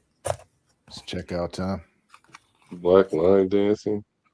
Yeah, that's what I said. We gotta go. Right. It's checkout time. It's been a blast. I gotta go get me some sleep so I can get up and go on this yacht tomorrow. Sheesh. Early checkout? Is it time to check out? But I gotta go get on this yacht tomorrow. Oh God, some of us are just I'm not able. I need to learn to run in the circles you run in. Yes, you do. I'll get there one day. Hey, it takes time for everybody. Okay, it takes time. Can you give the people that thank you to Russell Simmons? Thank you. God bless and good night. Hey, 50 billion things on the face of the planet you could be doing. The fact that you allowed us to grace your screen for any amount of time is greatly appreciated, more than we can verbally express. And, you know, as I always say, fuck who hates you. Who fucking loves you? Good night. Peace. I love you, baby. Because I'm all right out of home. Raiders.